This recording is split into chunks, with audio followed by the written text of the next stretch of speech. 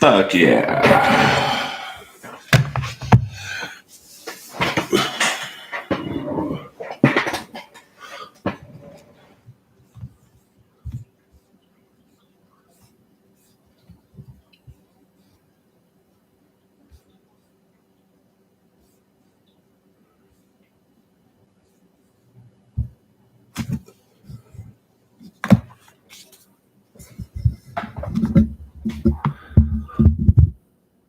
What's up?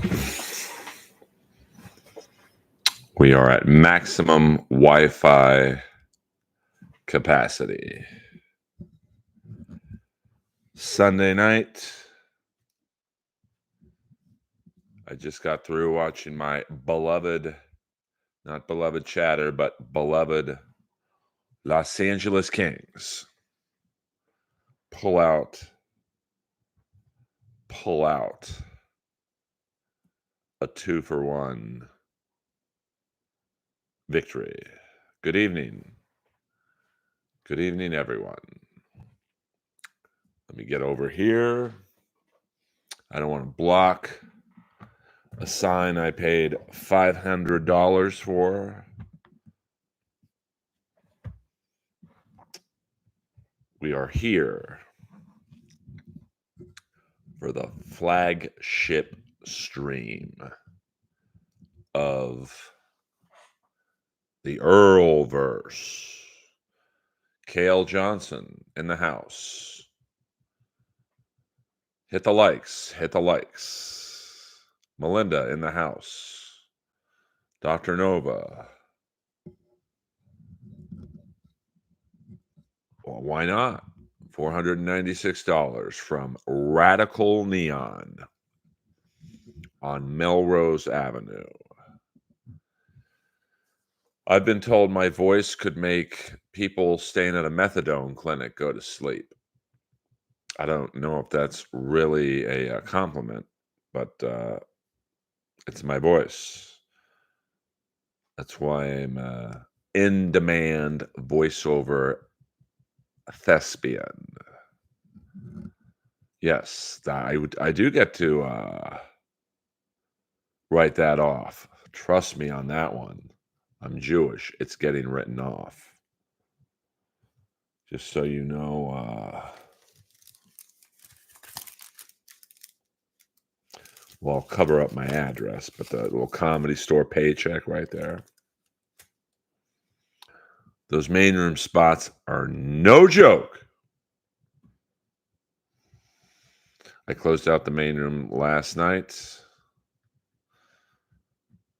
I had a male audience member said, "Who are you?" I said, "I'm Batman, bitch."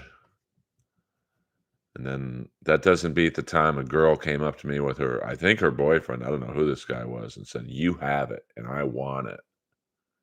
And trust me, she got it. Boing. So, not a lot of news today. Ivan Reitman did say that to me one night at Roast Battle.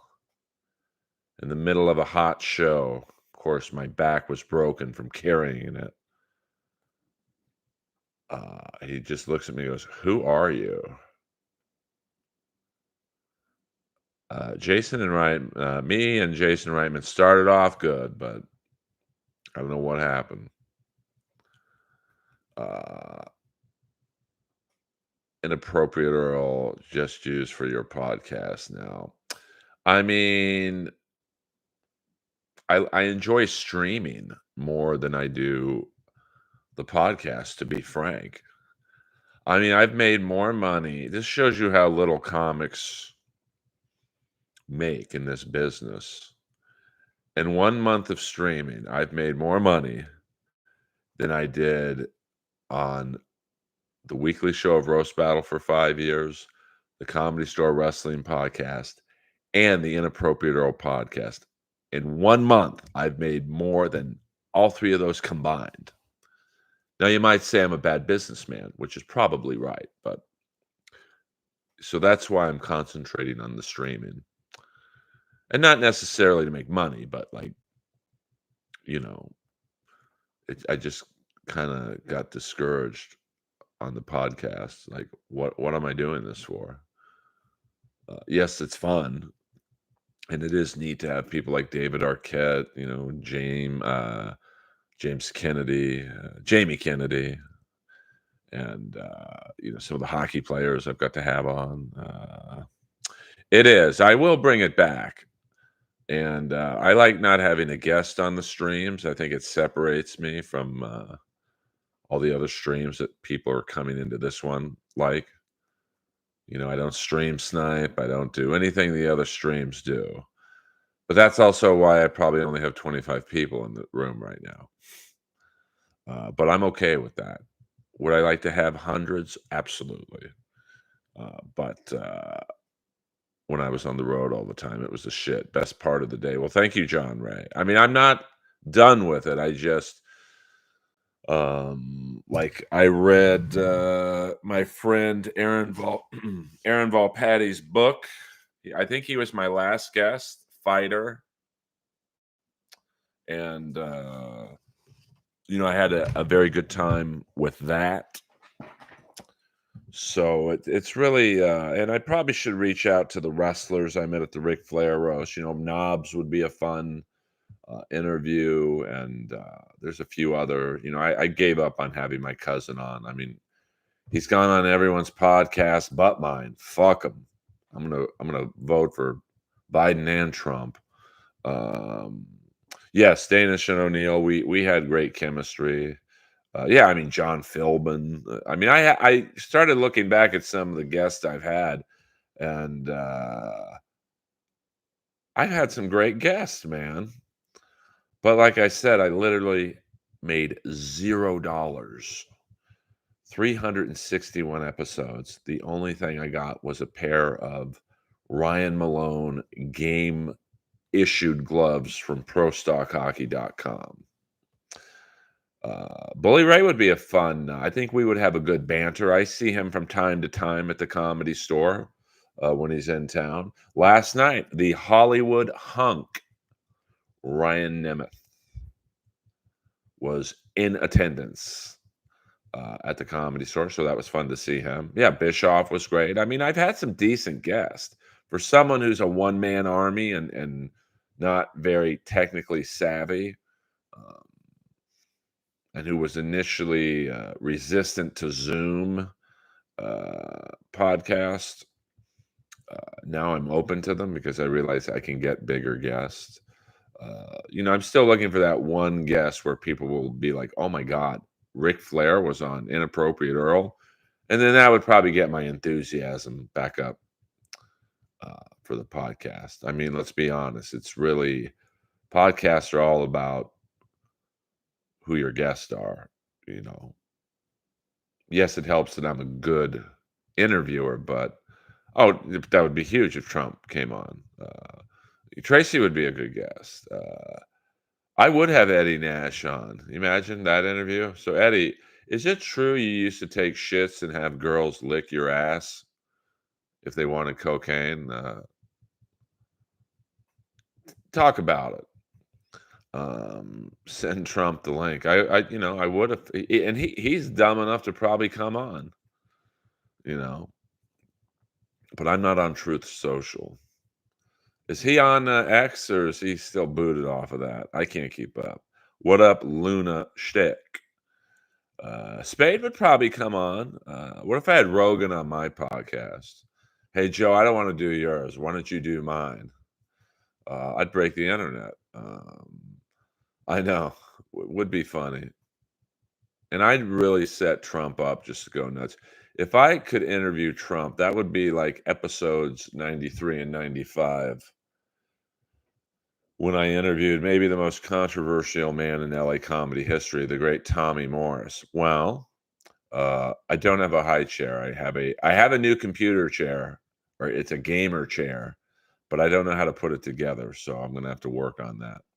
Um, but I would interview Trump like I did Tommy. When I had Tommy on, most people thought that I was just gonna talk shit about why he didn't pass me, but I had the opposite approach. I thought, "I'm not gonna do that. I'm gonna just ask him a question and let him hang himself." Uh, yeah, I mean, Spade has, well, I healed the store. I mean, the building was black. How the hell was I supposed to work there? See? Well, I'm not very smart, Chris Max, so following the instructions is not as easy as it seems. That's a good Kiss song off the album Unmasked. As easy as it seems, and that's the only words I know. So to answer your question, the Inappropriate Earl podcast is not dead, but it actually cost me money, to be honest with you, um, because I would pay my buddy Andrew Stovkin to make all those Inappropriate Earl cover art uh, thumbnails for my episodes. So, I would say doing it here, but it wasn't that much. But I'm enjoying streaming a lot more. I mean, it is nice to be paid for your time and effort. I'm not looking to be a millionaire, but as Jordan will tell you, it's respect or whatever you want to call it. So that's why I like the Comedy Store main room spots. It's like, this isn't work, man.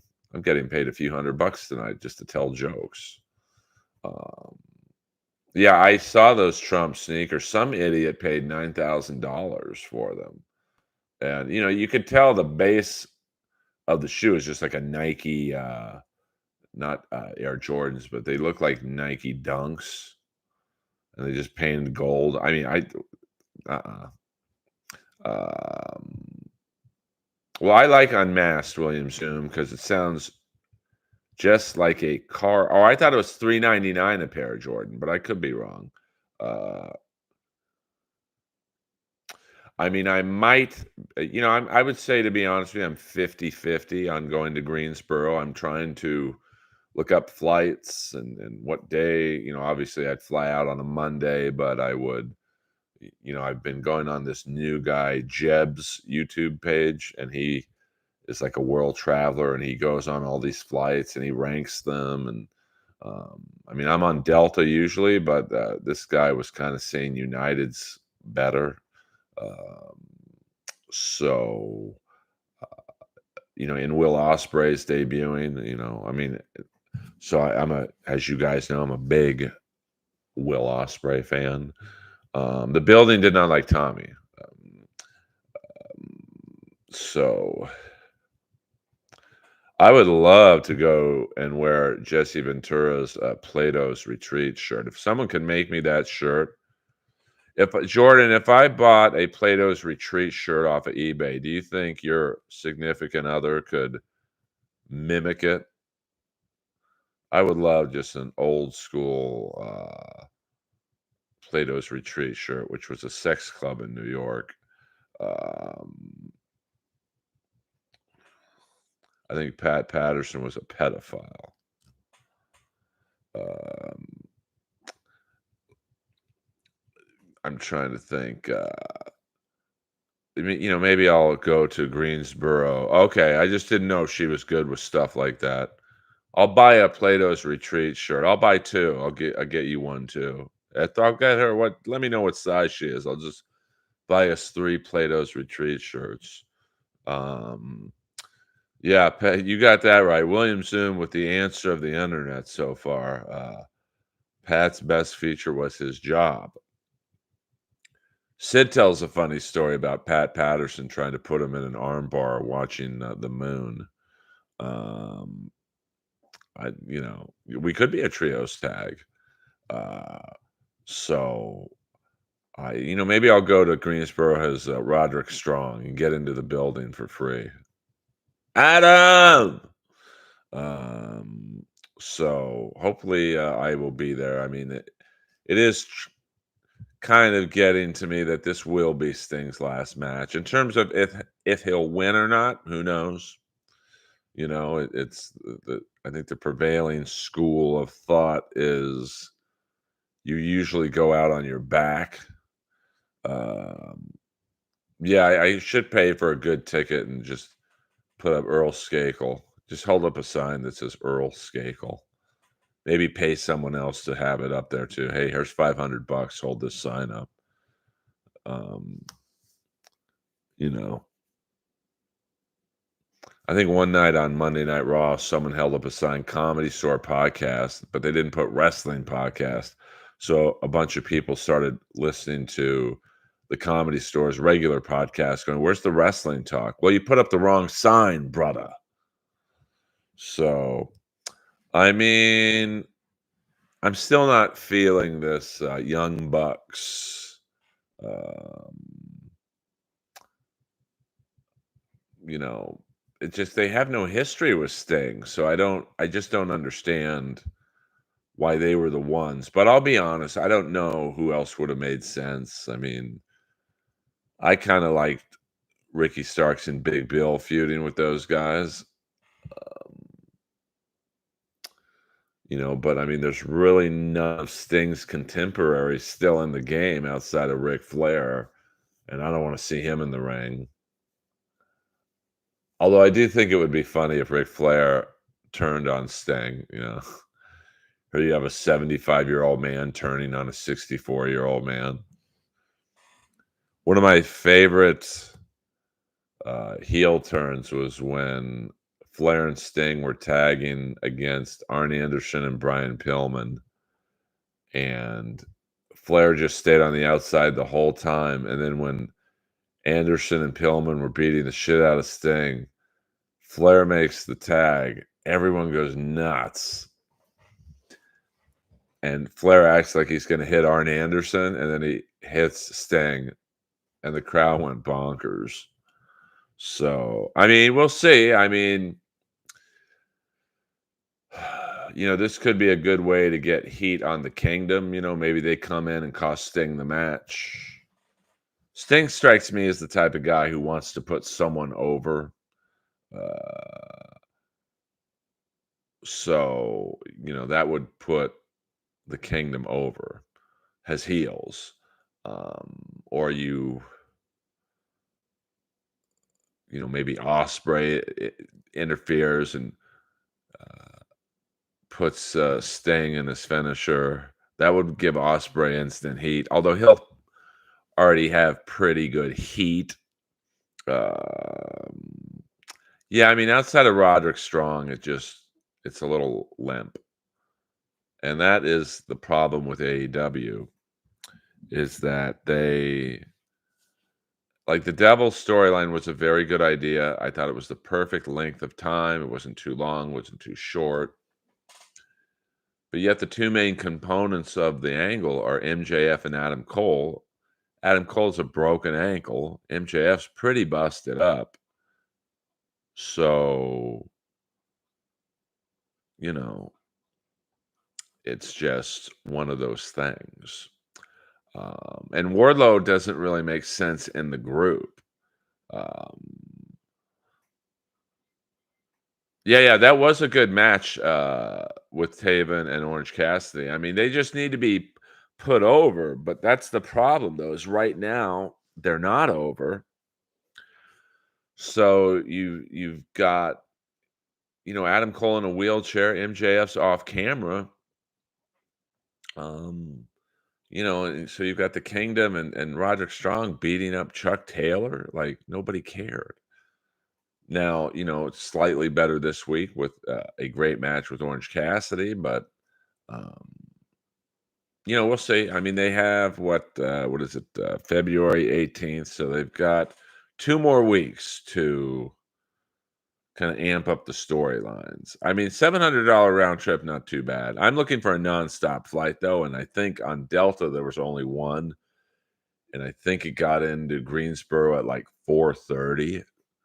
So I'd have to really hightail it to the arena, and I'm assuming they're going to put Sting's match at the end. But, sometimes they do it in the beginning.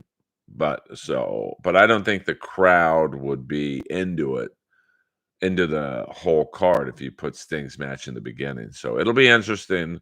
Um, well, yeah, I mean, I'm assuming they knew MJF was going to take some time off. So I don't know why you would make him the focal point. Um, so, it's going to be interesting to see. Um, I mean, they're kind of already bailing on the devil storyline. I mean, they don't really mention the devil anymore. And so it's just going to be interesting to see how they play it. Um, because you could already tell probably the first angle, like big angle with the devil and his henchman, is going to be Wardlow turning on them. Now you would think at some point they'd start attacking Samoa Joe because he's the champ. But I don't. This is the problem with AEW. I don't think they think things fully through. So I guess we'll just have to wait and see. And um, I think it's going to be an exciting month in March for AEW. You've got Sasha Banks rumored to be debuting in Boston, I think the week after Revolution, and then Revolution, you'll have Sting's last match. You'll have Will Ospreay and Takesha. That'll be a very good match. I can tell you that much right now. And then who knows when Britt Baker and Jamie Hayter come back. So it's going to be, I think, a very good run for AEW if they do it right. Wear your seatbelt on the plane. You never know when the door might fall off. Well, especially if it's a Boeing plane. Yeah, I mean anything, but you have to make the kingdom. You really got to put them over because I'm assuming Adam Cole. He doesn't look like he's anywhere near close. Like he's anywhere near close to wrestling. But when he gets the boot taken off, he's still going to have a couple, at least a couple weeks. Uh, to get used to, basically a new ankle. So if I were Tony Khan, and I think Sting would be down with this, I would have the Kingdom interfere in Sting's match, costing Sting and Darby the match, and then you could build kind of a program around Darby has a mystery partner, and it'd be a good way to maybe bring Jungle Boy back or you know, maybe Riddle or Mustafa Ali. I mean, Ziggler seems pretty well off in um, TNA and New Japan, so we'll see.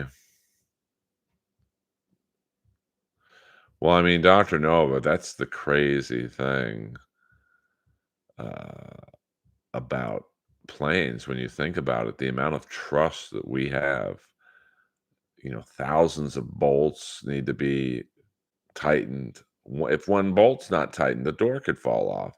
All the wires in the fucking plane. I mean, it's no joke. I mean, I don't even like getting into an Uber not knowing who's fucking, in the front seat. An airplane, there's just too many variables. Yeah, Mud Sharks Unite. I'm not going to have anyone from the Dabbleverse on. I don't like, me, dude. But I don't. I'm not having Jake Hudson on. I'm not having Joey C or anyone else on. This is a Dabbleverse free stream, if I can help it. Uh, well, it's usually is that way, KB. It's usually a man of Persian descent. Well, I mean, we're not completely dabble free. Of course, you guys can ask me any question you want about that. But like I've said, all Dabbleverse questions are now they are $100. Secret Snake, which guarantees there will be no Dabbleverse questions. Thank you very much. So I got the stretch. ACDC, forcing diversity hiring in airlines positions.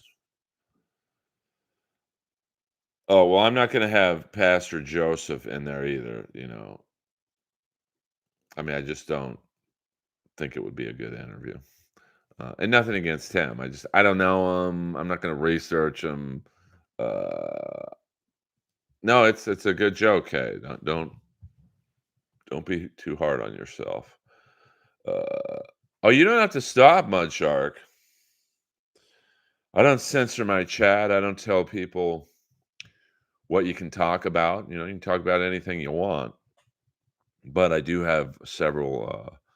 I will never ask you guys for money, but I do have a tiered pricing structure for controversial subjects. The Albleverse questions are $100 and up. Any Jeff Ross questions are $1,000. Thank you very much. Uh, I mean, I'll watch it. You know, I mean, I give TNA this, or I'm sorry, AEW. Like they're trying. You know, I mean, I don't know. I mean, they are a real life couple, and so it will be interesting to see how that goes. Exactly. That's why I have that pricing structure, Mud Sharks Unite. Not to gouge my fans, but I really don't have any interest in the Dabbleverse. Like I will be doing the Hackamania comedy shows, but I will not be doing the podcast because I just tell that's going to be those guys just shitting on people, and then I'm on the fourth mic and I get roped into it. Fuck that, man. But I'm a comic. I go where the shows are.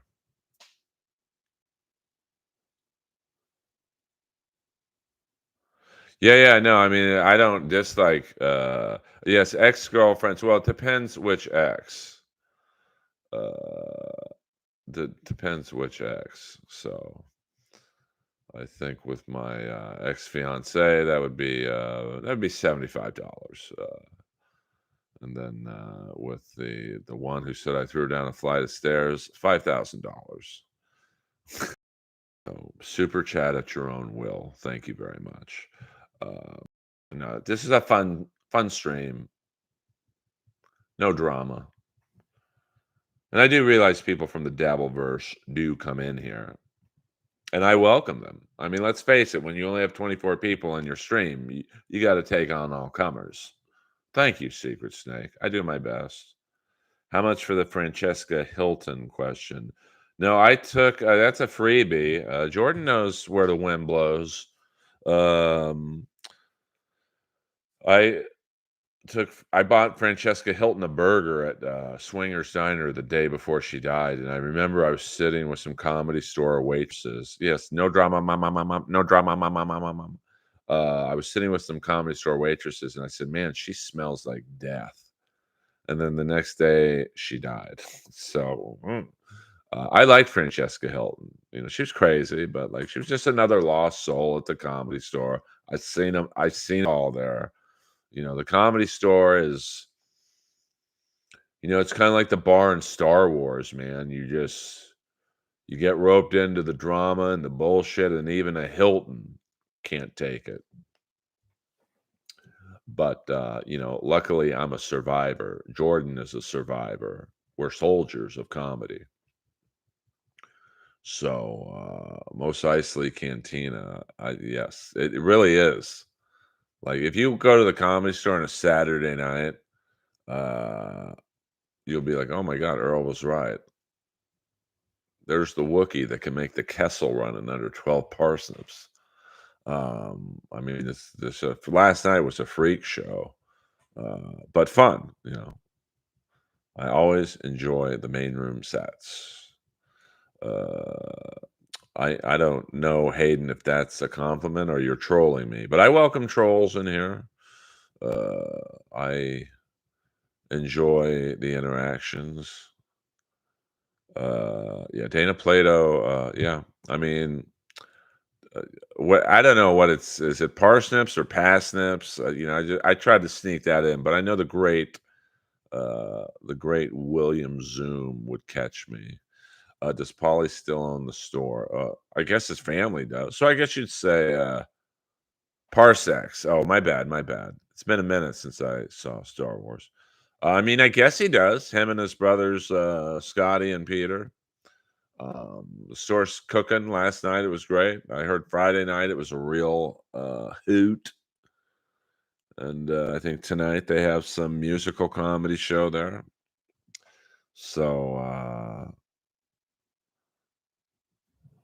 you know, um, it's back to 7 days a week, and it's getting stream. Eric Marino night at the Comedy Store. I don't think that's going to happen. Is live musical comedy popular in LA?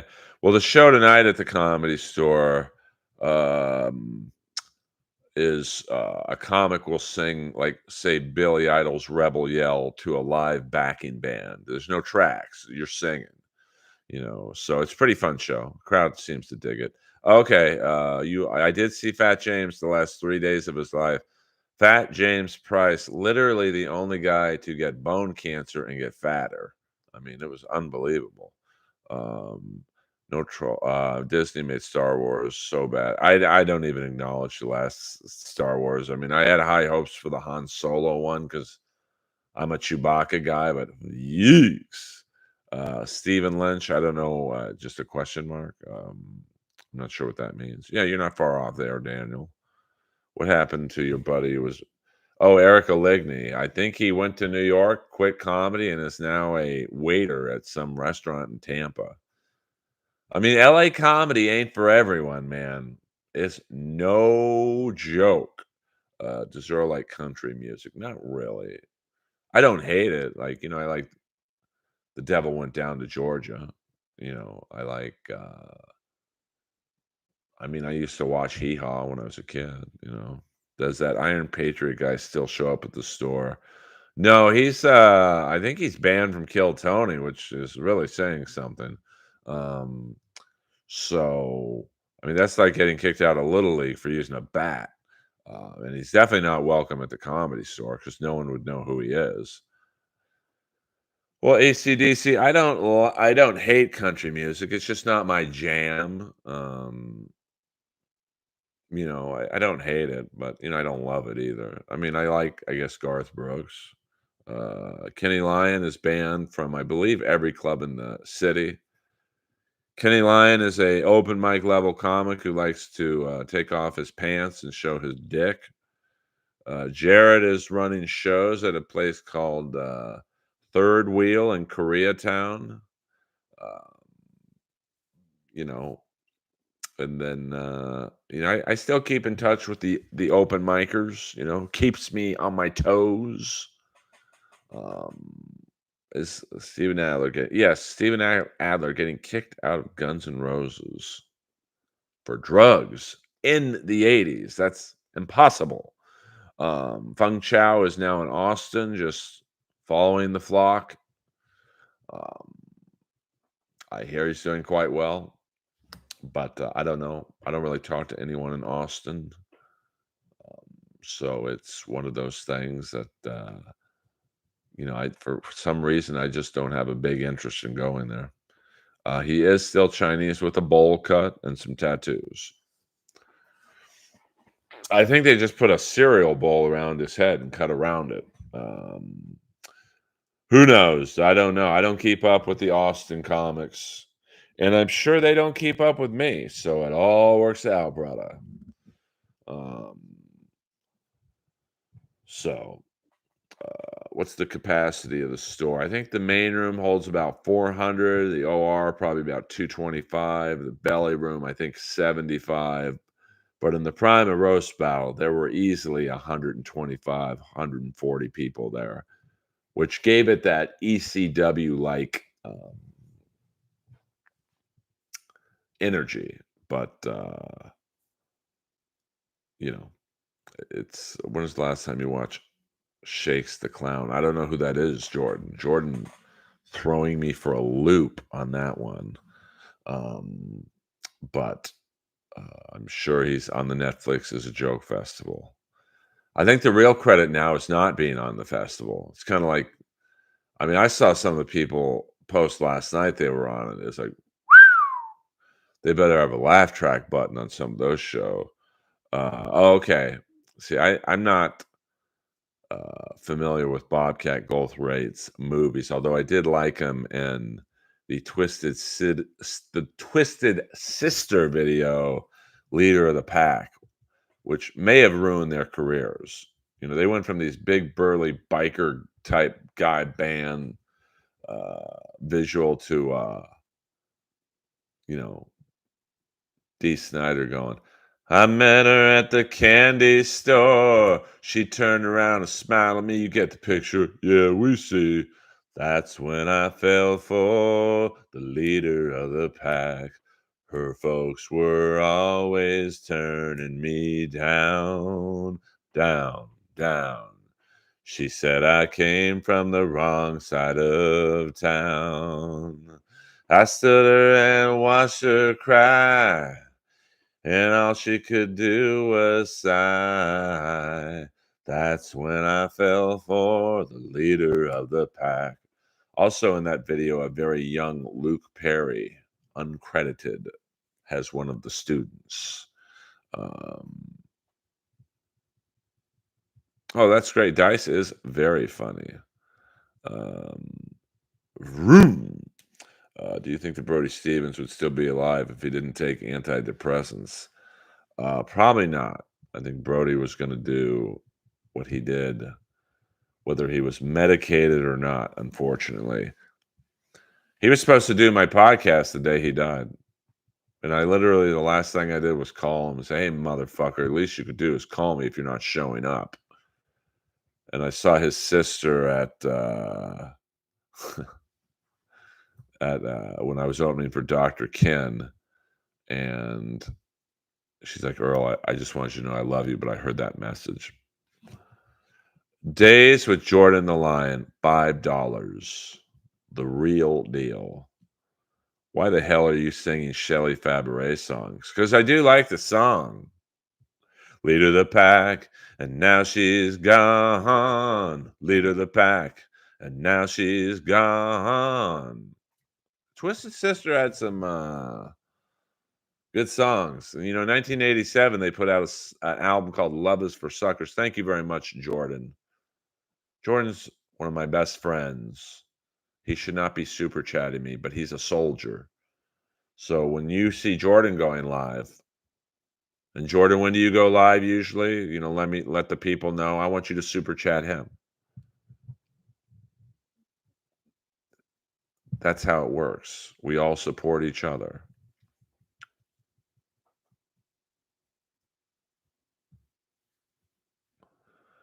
Well, Dr. Nova, welcome to my world. The Donna Reed Show, I'm not sure. Yes, but Jordan and I actually have broken bread many a times.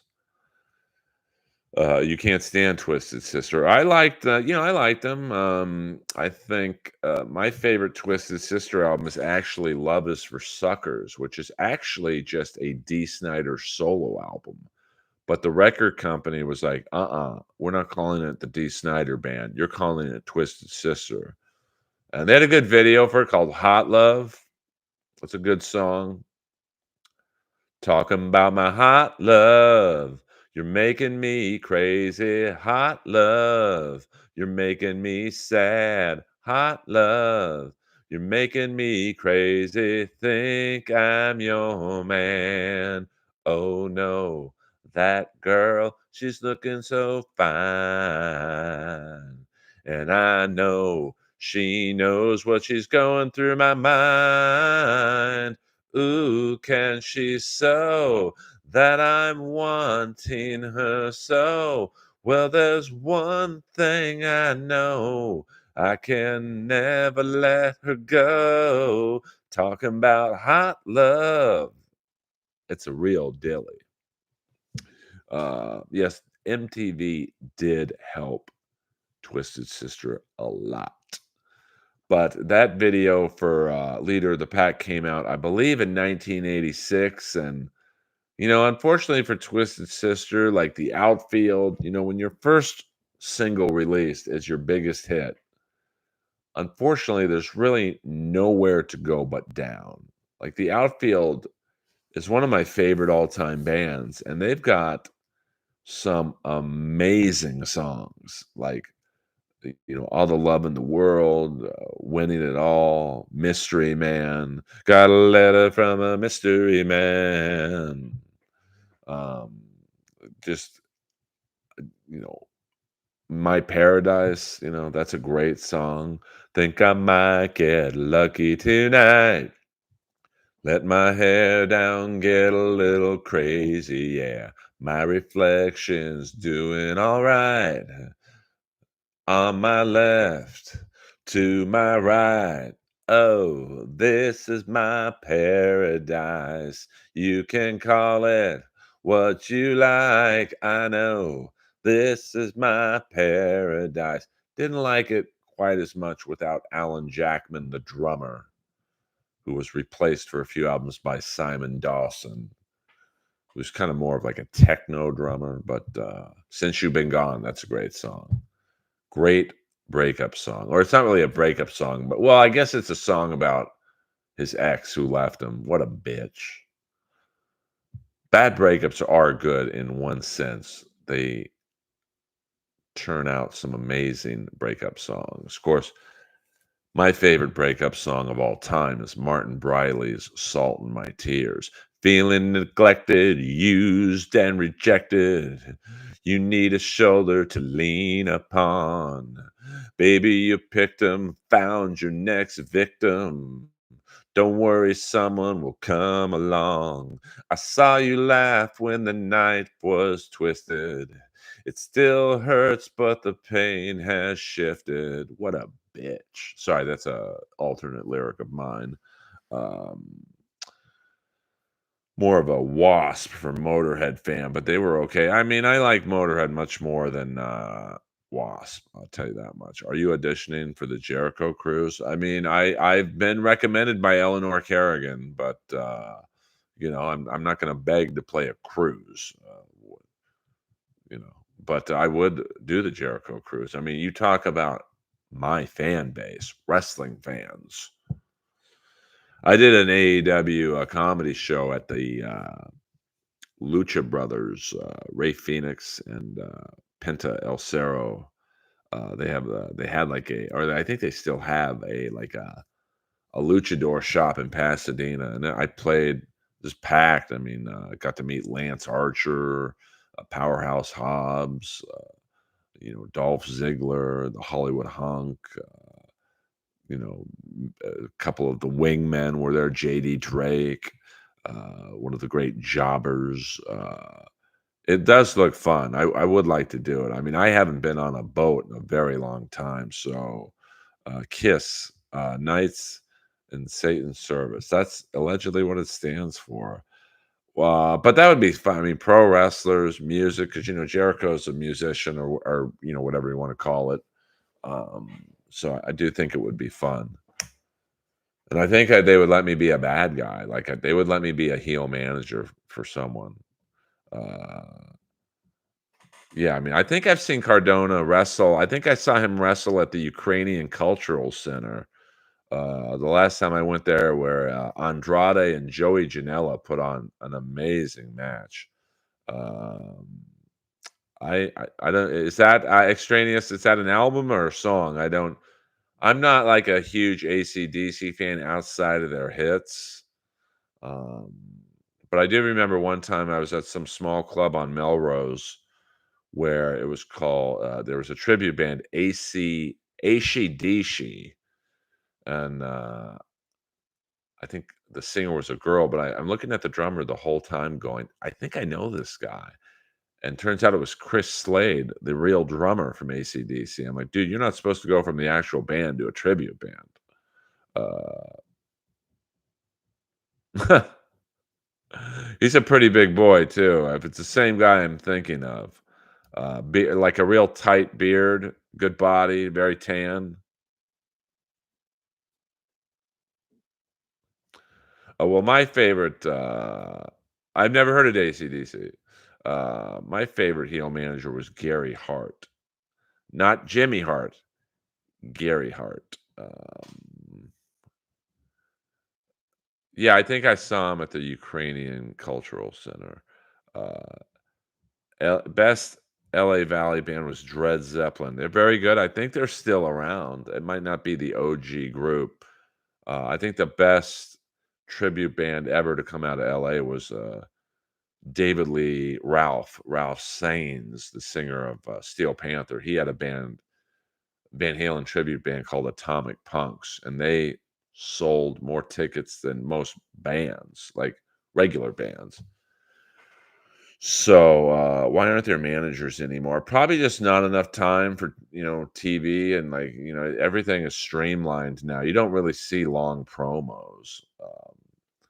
So that's a good question. I'm not sure, to be honest with you. I believe he does Random Guy. And then there's a couple good Kiss tribute bands. There was one Kiss tribute band. It's my favorite name. It was all four of them dressed as Gene, and they were called Gene's Addiction.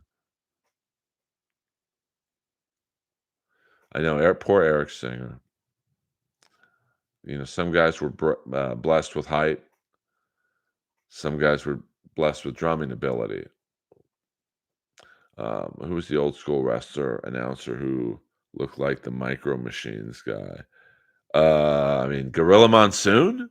Uh, well, yeah, but a good like I would be a good manager because I wouldn't need a writer. I'd be like, just tell me what you want me. Give me a script, not a script, but give me the structure of what you want me to say. Like, how do you want me to put him over? What's his character? Is he good on the mic? Is he not on the mic? And then I'll take over. I mean, I've been a comic for 25 years, so I know how to get heat. I don't think it's that swollen, AC/DC. I know what Gene and Paul pay. Woo! Um, so I think that like there really are no good managers in AEW. I mean, Prince Nana is pretty good. The guy Alex Abrahantes, he just doesn't do it for me. The hype guy.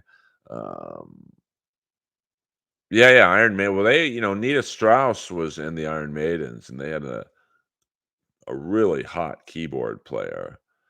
He's getting better. I didn't like him about a year ago, but Prince Nana is definitely improved. And then I'm trying to think who else are managers. I mean, I know Jake the Snake Roberts kind of helps out with Lance Archer. Um, other than that, there really aren't a lot of managers. So why I would just love to cut a heel promo, you know. Yeah, yeah. I mean, Mother Wayne, she's got potential to be like a woman type of heel manager. I mean, she seems to be enjoying it. Nick Wayne's incredibly talented. He's a good heel. I mean, for someone who's, only like 19, I think. He might not even be 19 yet. Like he's really good. And he plays he's got two great or one great heel. I mean, Luchasaurus is a good heel, but he doesn't really have to do anything other than just look scary. Christian is killing it. I might get that T-shirt. Christian is my father. Um, Wait, we saw him wrestle at Flair's last match. Who was he on the last match? Really? I don't remember that. I just remember. See, I forget. I remember Ricky Morton coming back after his match with I think Arn Anderson's kid, and he asked me how the finish of the match was. I'm like, "Oh, it's pretty good, man." And he looks at me and goes, "No, I'm asking you what happened. I don't remember." Because I guess Arn Anderson's kid had hit him pretty hard, kicked him in the head by accident. But um, you know, that's wrestling. When you kick an 80s pro wrestler in the head in 2022 at the time, it's not going to end favorably. But I was just looking at my T-shirts from the Ric Flair's last match. I remember when we were in the production room, it was me, Bischoff, Jay Lethal, Shuley, and my good buddy Tyler Morrison, and there was, like, a big box in there, and, like, me, Shuley, and Morrison were like little kids. We were like, "What's in there?" So we opened it up, and it was a bunch of Ric Flair last match T-shirts. I should have gotten you one, Jordan. I apologize for that. Uh, yeah, I mean, probably. Someone had the best YouTube comment on one of Ric Flair's promos. Man, I wish I said this because it's so funny.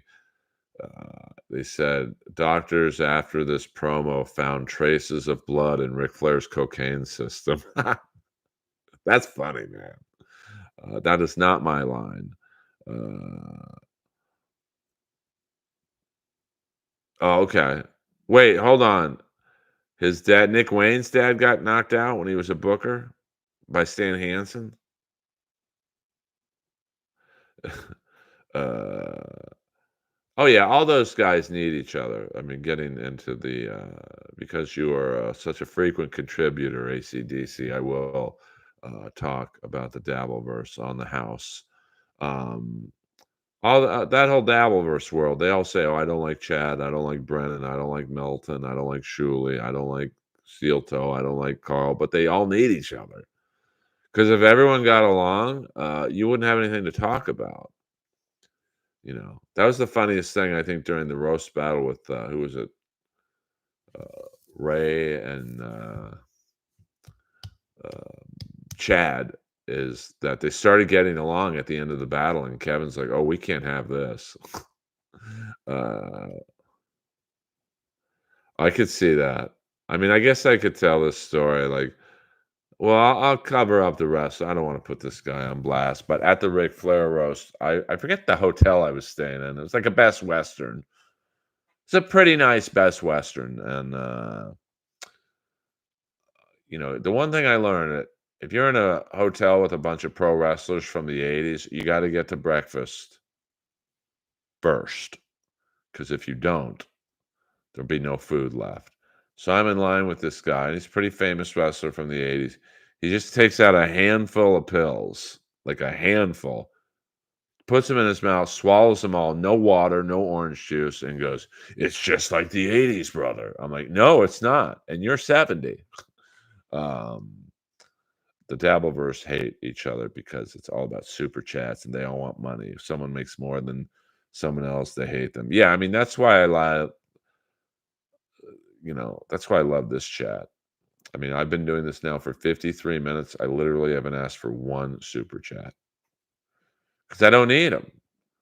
Now, if people do it, great. It's just, a couple bucks for your time and effort. Not that this takes a lot of effort, to be honest, but um, ACDC, I'm on maximum internet, so I don't know what to do. So might want to refresh once because I'm on my cell phone's hotspot, so I can't get it any better. I don't want to say unfortunately, but I'm giving you all I got, baby doll. I know you're not complaining. I mean, Earl has to feed the money to tip him a bump. Um, but I don't do this for the money, which is why I only do it for like an hour to 2 hours. I'm not doing a fucking 5 hour stream and turning my uh, stream into a Jerry Lewis telethon. And I also realize that I'm late to the monetization game. So like people from the Dabbleverse are coming in here. They're probably giving money to Shuley, Kevin, Chad, Melton, Steel Toe, Carl, whoever else. So I'm like eighth or ninth in line. So I get why I don't like kill it with super chats, but I'm okay with that. Uh, oh no, I mean I'm like I said, I made more money last month, and it was only about $700 uh, than I did all 5 years of roast battle, the 2 years of the Comedy Store Wrestling podcast uh, combined. Like I'm okay with that. It's almost time for Earl to guard the garage for the evening. Yes, it is. I do look in there every night I walk Lois just to make sure there's no riffraff in there. But to show you how stupid people are, there's still the guy who got robbed, the main guy, because he leaves his bike and his skateboard and his golf clubs there. He didn't move him out at all. They're still down there. So I'm actually hoping the guy comes back and rips the guy off. Now, the funny thing about that night, I don't think I said that. It was raining really hard. And the door of my garage, if you pull it hard enough when it's cold because the frame expands, you can open the door in the garage. Shh, don't say that. Don't tell anyone.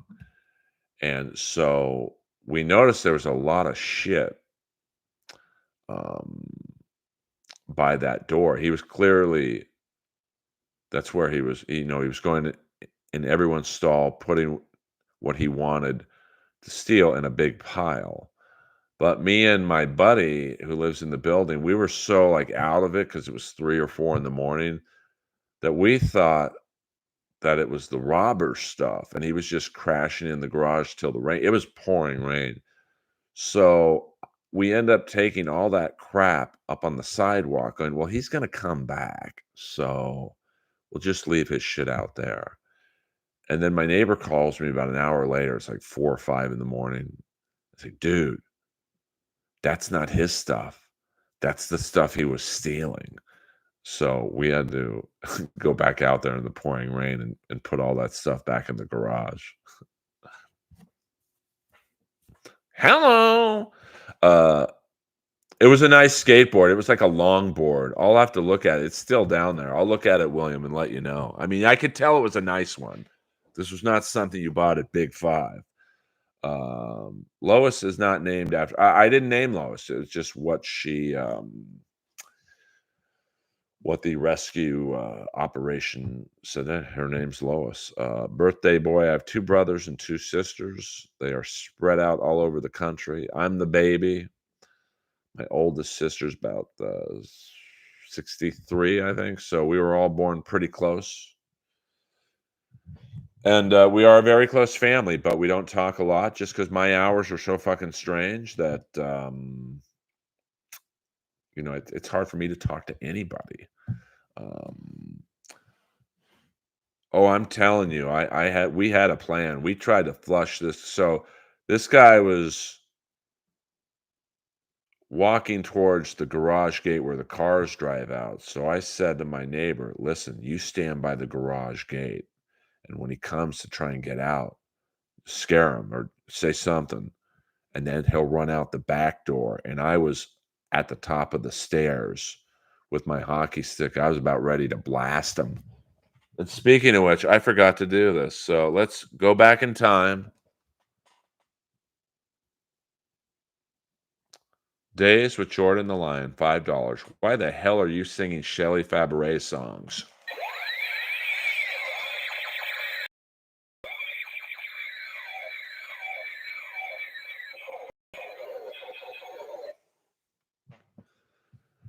So I had my hockey stick at the top of the stairs ready to blast this guy, and I had this tucked in my pants. And I was gonna, as soon as the guy would make a beeline up the stairs, I'd be like, freeze, motherfucker, West Hollywood sheriffs.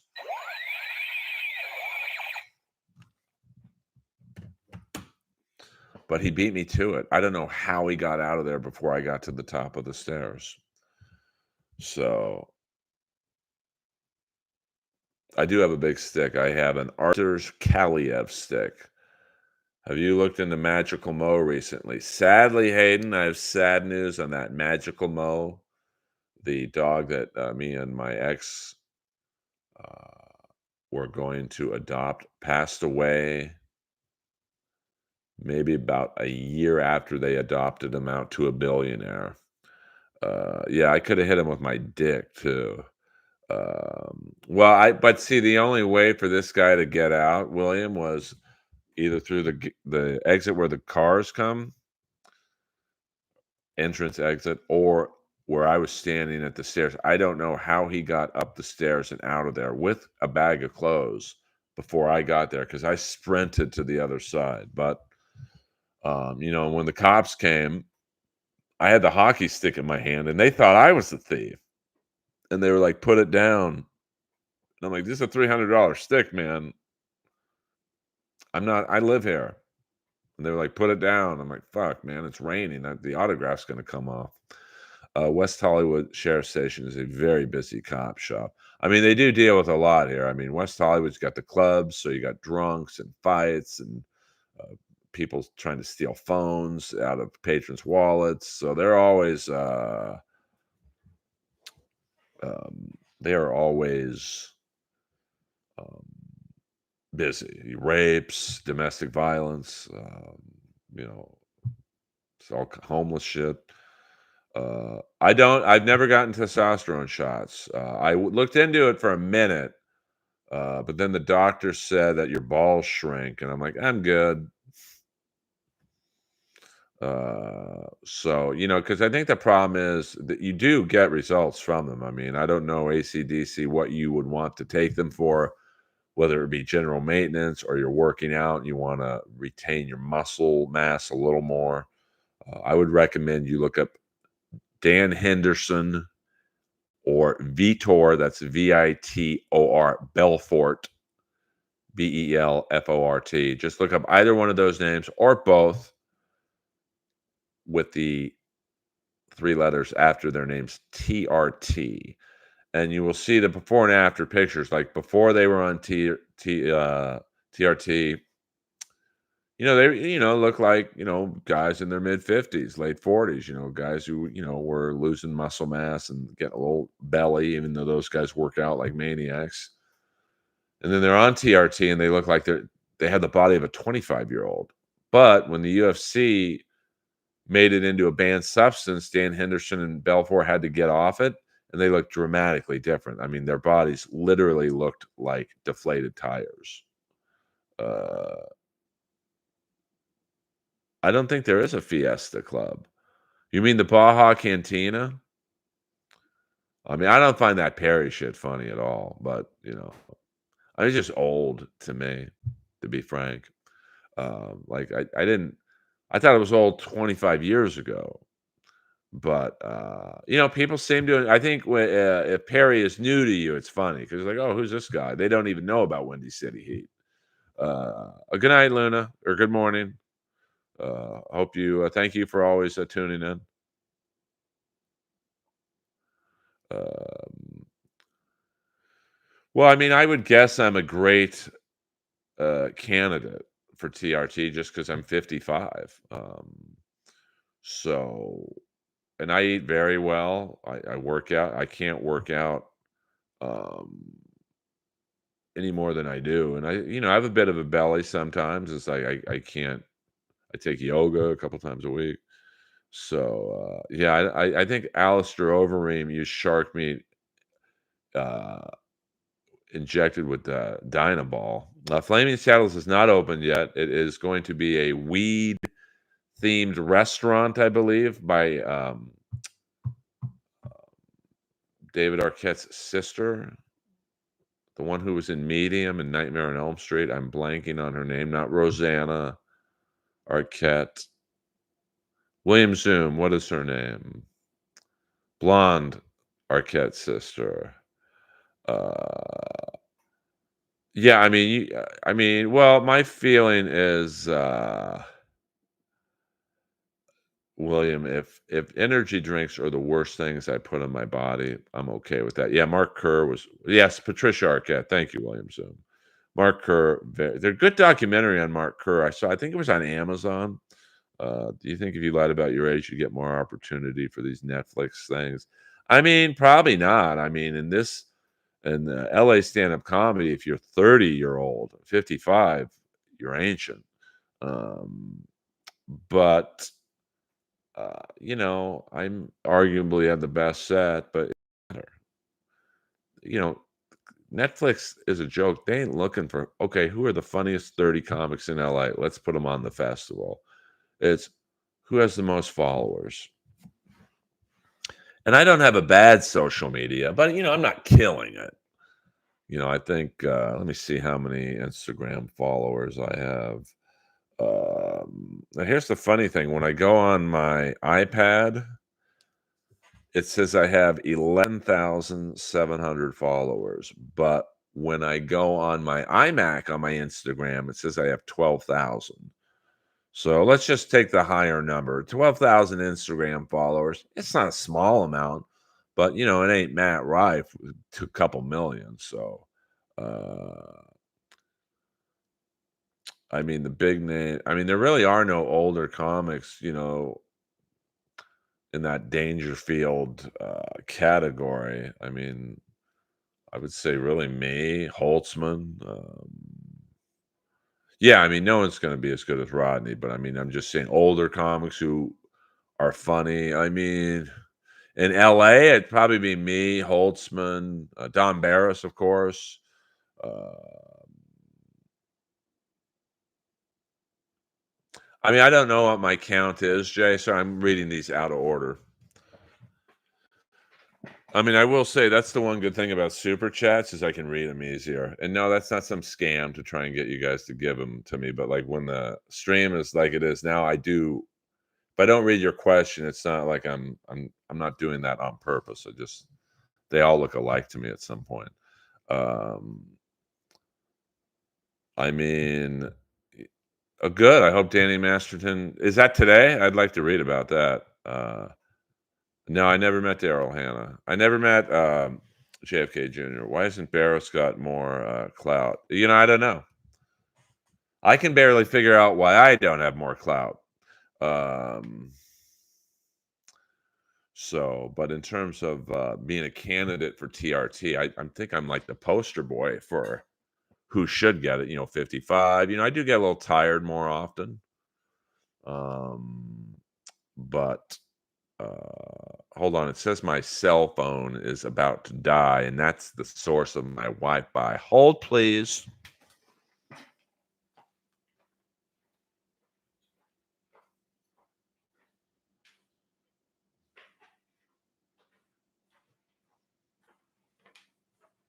I have to charge it.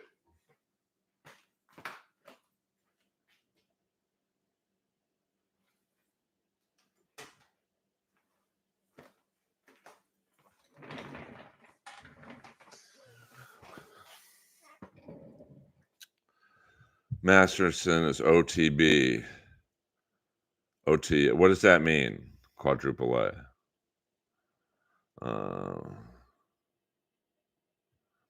Uh, yeah, I wash my dishes. I'm a good bachelor. Like, I'm pretty clean and like I do it. My house is pretty clean. I mean the computer desk area is a little messy because all these fucking wrestling dolls, but you know, I'm actually I mean, I'm a Virgo. I'm a neat freak. He was being escorted to cafeteria and got attacked by two gang members. I mean, I don't know why two gang members would attack him. Maybe just because he's rich or whatever. So, um, well, I mean, they were probably lifers. If you're a lifer in prison, you don't give a fuck, and they'll probably get clout. Well, I don't know. I think it's as long as it's not kids. I think sexual predators can survive in prison. It's the kids that it's funny. Rapists, murderers, they have a code, which has always been funny to me. Like, hey, you can rape someone, you can kill someone, but if you fuck a kid, that's our line in the sand. Who do you think should be the quarterback for the Steelers next year? Well, I mean, I know from some sources on the team the players really like Mason Rudolph, but I don't know if the fan base would stand for that. Um, but in 6 years with the team, he's never really been given the shot, um, and he knows the system. Now, I don't know what Miles Austin's going to be like in terms of the differences between him and Canada, but I mean, Pickett's going to be given probably one more chance just because they spent a relatively high first round pick on him. Um, I mean, that would be fun to see Tom Brady in a Steeler uniform for a minute. I've heard rumors that they might go after Tannehill. Um, I mean, that wouldn't be the worst thing. Pickett strikes me because he's so young that he's going to act out if they bring in someone like Tannehill. I don't imagine Pickett wanting to sit on the sidelines, so that could be a distraction. I don't think Brady would come back, to play for the Steelers. There's really no reason. He's won 6 Super Bowls, so winning the 7th isn't a big deal to him.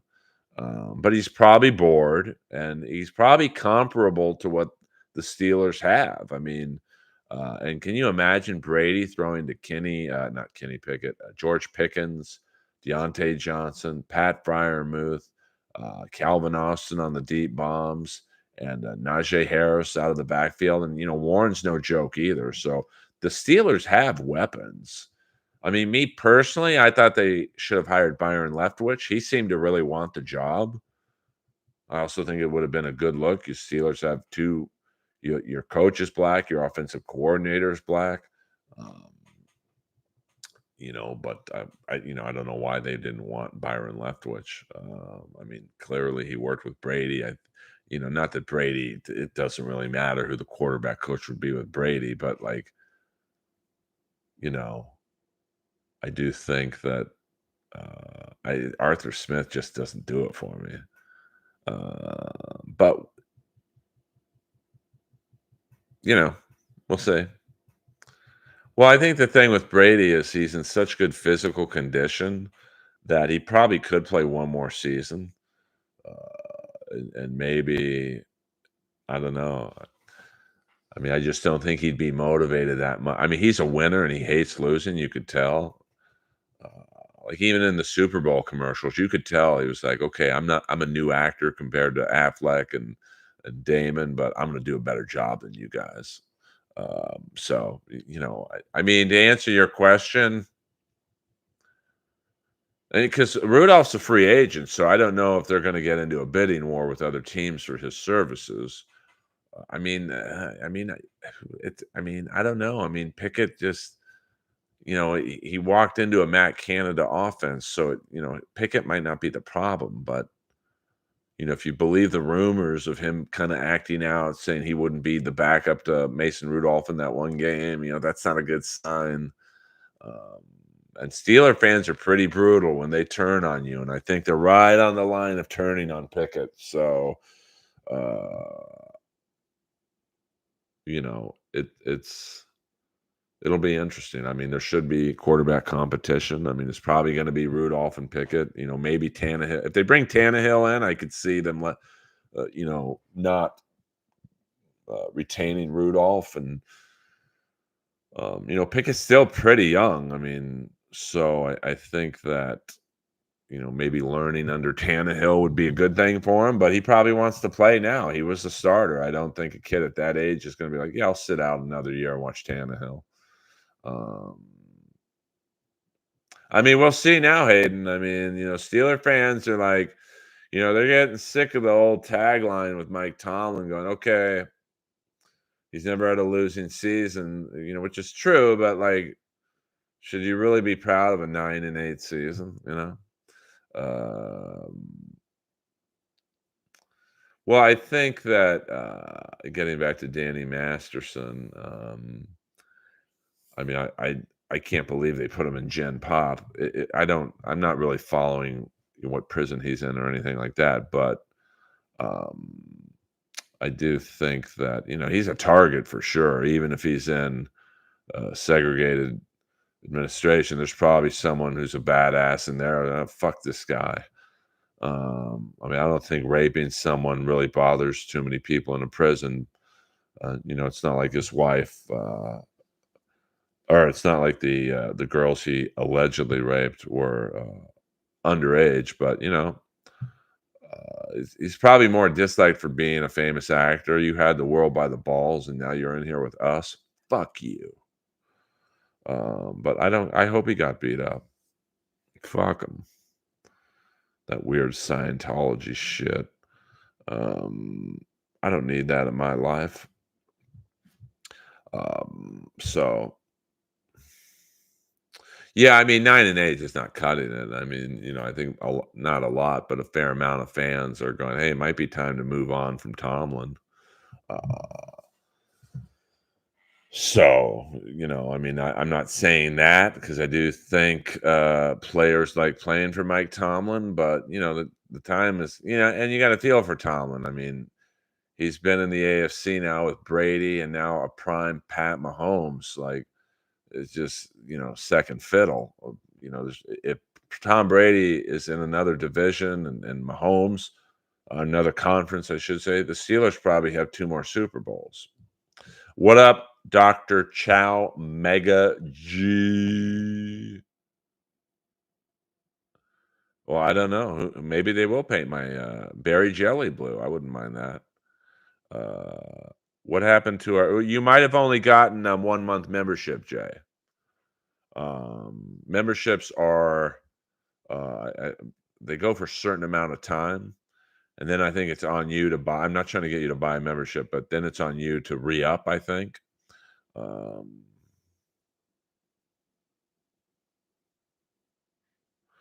well, but there's still raping going on in prison. It's just the way it is. Yeah, I mean, I've heard rumors of Justin Fields going to the Steelers. Maybe they do pick it for Fields, and you just do a swap out. Tom Cruise is 5'7". I don't know what that has to do with anything, but I guess. Uh, oh no, I mean, Jay, I'm not. I swear to God, I'm not trying to like get you to buy a membership, but I do believe most gifted memberships are for 1 month, and then it's on you to re up. Um, so that unless someone else in chat can correct me on that, I believe that's how gifted memberships work. Um, so I hope that answers that question. Tom Cruise is 5'7", still taller than me. I mean, I'm about 6'1". I look a lot bigger than I am. Some people are like, "What are you, 6'3"? I'm like, I'm not 6'3". I'm about 6'1", 205 right now, trying to tighten up. So I hope to get, in my prime physical condition. I was 6'1", 190 and jacked.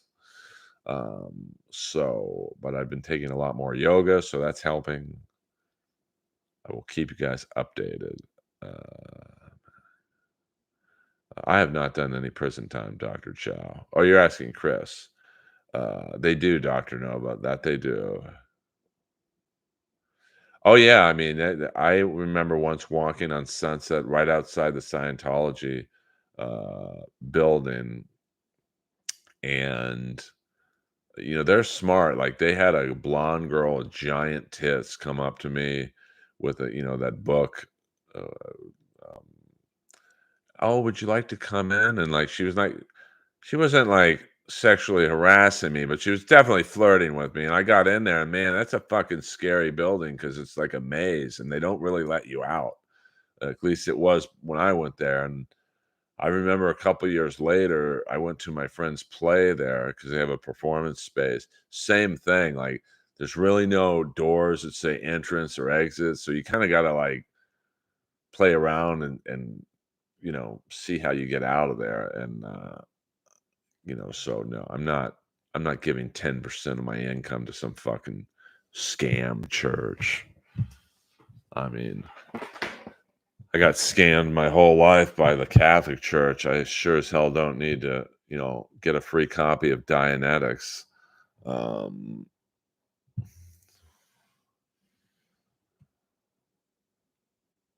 I mean, I don't know. I mean, I would definitely say Scientologists. They're not doing documentaries on Jehovah's Witnesses. I have not, Dr. Chow. Leo Gunn in the house. I'm not going to lie and say I've been too busy, Dr. Chow, but I've been, I have other interests, so I will though. Yeah, my word. Uh, so I've never been in jail. Earl got plenty of tips as an altar boy. I did actually, $100 tips for doing the funerals, the weddings, the 6 a.m. masses that nobody else wanted to do. But it wasn't really well known that you got tips for those masses, so I just kept my mouth shut, and I made some money, honey. Um, in Arizona, they're trying to pass a law saying no satanic displays on public grounds. If it passes, I want to put up other crazy religious stuff. I mean, you're an outlier, extraneous. I appreciate that. Yes, Dianetics are like super chats. I'd rather have super chats than Dianetics. So I've never been to prison. I've never been into a jail, and I plan to keep it that way. Although I did a very long time ago, we used to have this old dude in our condo building, and he's kind of a weird dude. Like no one knew what this guy did, and he had a lot of money, but no one, he was kind of retired, so he was just like a man of mystery. And one day, another older neighbor of mine goes, "Hey, we got to go pick up Rick at this detention center in Long Beach." And it was like Guantanamo, but in Long Beach. Like this is where anyone that gets arrested at the airport for like I don't know, sex trafficking or terrorism, they bring to this facility. So that's the only prison I've ever been in. Um, I mean, nobody knows to this day what he does. He was like an international vagabond, if you will. Still lives in the building too. Um, so who knows, guys? Who knows? Well, guys, I think we've accomplished all our goals tonight. Sunday night flagship stream of the Earlverse show. Before I leave, I'd like to thank all my tippers, my fan funders, if you will. Jordan the Lion, you're the man. Please visit Jordan the Lion's YouTube page, the number one vlogger on the net.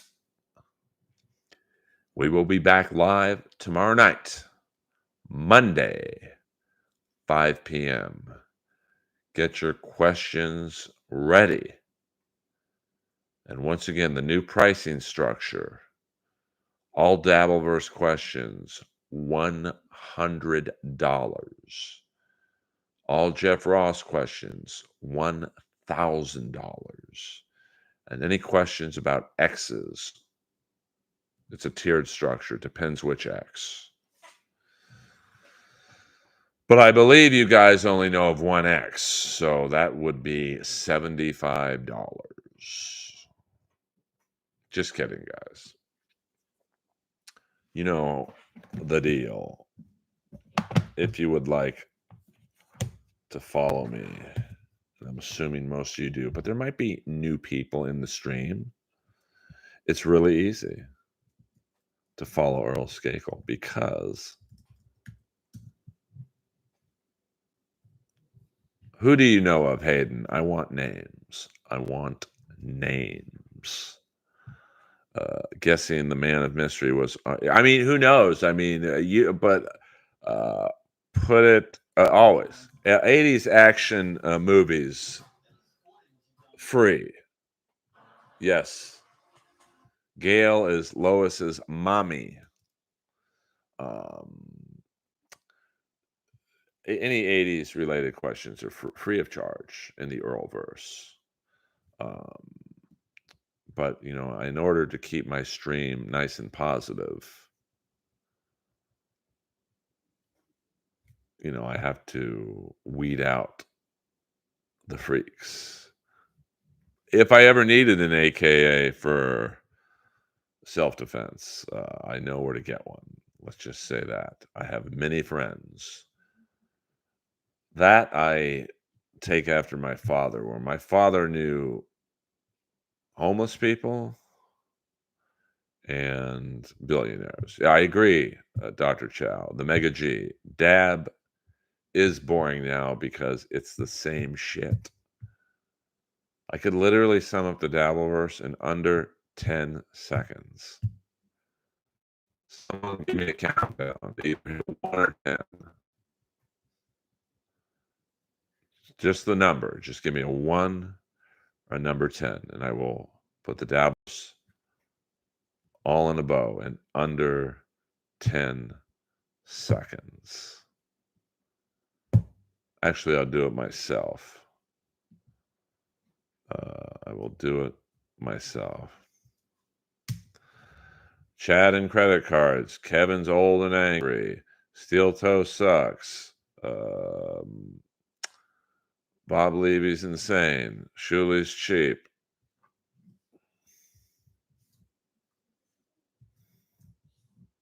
Bam. Just covered it all up. I want to do an OnlyFans, but just with my dick pic, and then that's it. I bet you I can make some money on that. Just one dick pic, but I don't know how people would sign up for that. So if someone wants to set up my OnlyFans for me, I'm down. Fuck it. I don't listen to any. The only ones from the Dabbleverse I listen to, really with any consistency, is MLC, because I do think Kevin's the funniest person. Like, has it from a stand-up perspective. So I respect him more than I do the others. And Melton. I used to listen to Steel Toe a lot, but it just, I don't know, the constant asking for money. Like, it's his business structure, so I'm not hating on it, but it just, as someone who just wants to hear jokes and shit, I just, I don't know. It's just not for me anymore. And I listen to Chad from time to time. But in terms of like the Dabbleverse, like I know you know, when by two is talking about me, it's over. Like when you've run out of targets and you start hitting me for being boring, one, I'm a lot of things. Boring, I am not. Um, and I like those guys. I listen to When by Two, but I think when you hit Earl Skakel on the roasting Dabbleverse pie chart, it's over. Um, so there's that. But I've always said that. What up, Ross Incognito? I'm about to end the chat, but I can stay on for another minute or two for some late arrivers. Of course, many people thought I was going on Sunday night at 7, but I thought we'll go for it at 6 tonight. But what did who look like? Oh, you mean the steel toe when who was it? April was in a bikini. Um, well, I just think there's only about 10 people in the Dabbleverse. If you think about it, and I shouldn't be talking about this, but I'll do this one for free. Next time, Dabbleverse, we got to pay. You got Steel Toe, you got who are these people, or who are these podcasts? Kevin Brennan, Shuley, Insufferable Bastards is kind of more of a commenter more than an actual participant. And then Chad, um, and maybe one or two others I'm not remembering. So you've got like 8, and they've all shit on each other for the last 2 years, and they've run out of stuff to talk about. Melton, of course. So now they're gonna have to look for outside targets, to kind of rope into the drama, and they're not gonna get it with me. Win by 2, I guess, is in the Dabbleverse. I think they are, though, Jay. I mean, they talk about the Dabbleverse a lot. Dabbleverse talks about them a lot. So they are in the Dabbleverse, in my opinion. I would put them in that category. Um, so I just think the Dabbleverse to me is like the tech stocks when they burst. It's like, okay, like we've hit critical mass. There's no one else really new to talk about. I mean, I don't think Joey C is interesting enough to talk about full time. And that's not a slam on him, but he's a fan who decided I want to participate, and say what you will about the Dabbleverse and how it's old, but there are a lot of established comics in that world. You've got I think Melton's been doing comedy for 20 plus years. Levy's been doing it for probably 35, literally 40 years. Kevin's over 30-year comic. Shuli's been doing stand up a very long time. Carl and Steel Toe, they're not doing stand up, but like they've been doing their radio show or podcast, whatever you want to call it, for 15 to 20 years. So I think when you have someone like Joey C come in who's, fairly new to the entertainment business, it just doesn't last long.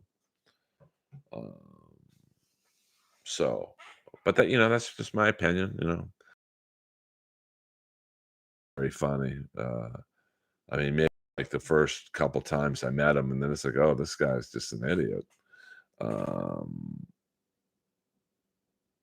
so yeah, but nobody cares. Like, it just doesn't like, you know, I mean, Stuttering John, it's just how many times can you make fun of the guy stuttering and being a drunk? Um, it just, it gets old. And then to see him come on and, it's just like, yeah, I'm more famous than all of you, but like, bro, if you were more famous than all the Dabbleverse, you wouldn't even care about it. So, I just think they need um, new targets, and there's just none out there. So, but that's just my opinion. It's just very repetitive, and that's why I don't like talking about it on here. And it's weird for me because obviously I know everyone, but pretty much in the Dabbleverse. I mean, I've never spoken with Carl before, but I guess I'll meet him at Melton's thing in Vegas. But um, well, I just don't. Like I'll pat myself on the back in a standpoint. We've been doing an hour and a half. I haven't stream sniped. I haven't, there's been no drama in the stream. And it's probably boring to some people. I mean, there's a reason I have 32 people in here. And if Kevin were on right now, he'd probably have about 700 to 800 because Kevin stirs the pot. Melton stirs the pot. Shuley stirs the pot. But I'm happy with what I can drum up in here. So um, I won't let the drama affect me.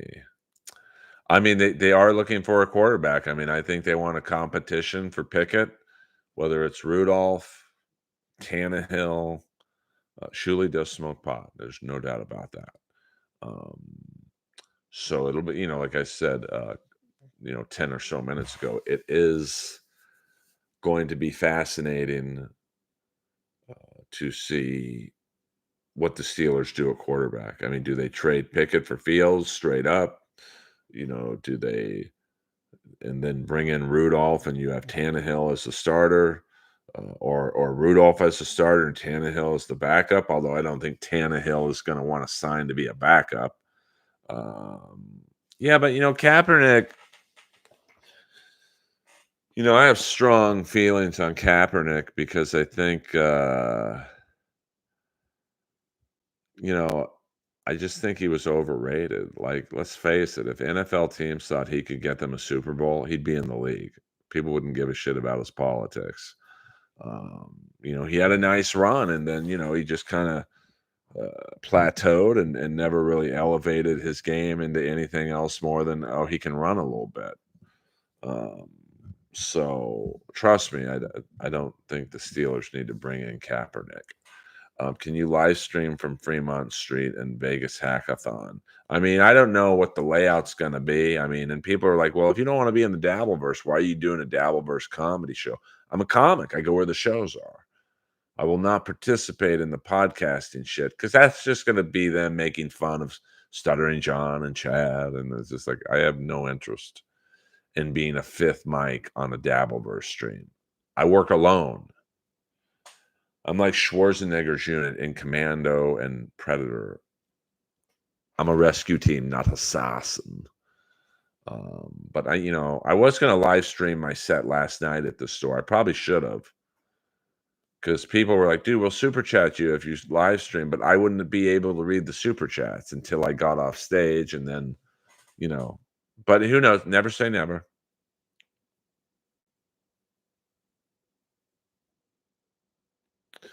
Well, I don't want anyone to leave the Dabbleverse. Listen, if that's your thing, man, enjoy it. Like it is funny, like to see all these comics arguing who has more money.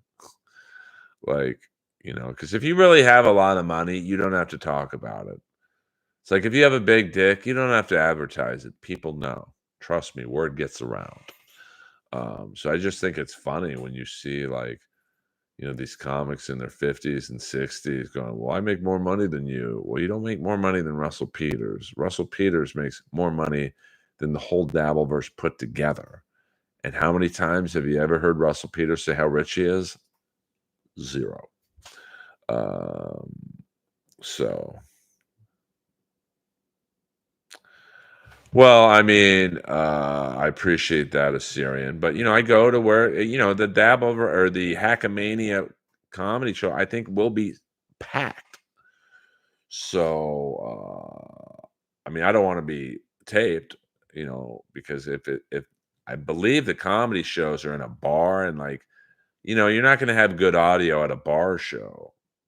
But, I'll do my thing and, I'll hang out and, I'll meet Pat Dixon and some of the other boys and girls. So, I get to meet KB, finally. And, we'll see what happens. Well, I mean, I probably have more TV credits than anyone in the Dabbleverse outside of Kevin Brennan. But, that doesn't mean anything. There's a lot of people who have TV credits who suck. So, we'll see what happens. I'm not going on first, I'll tell you that much, but we'll see what happens.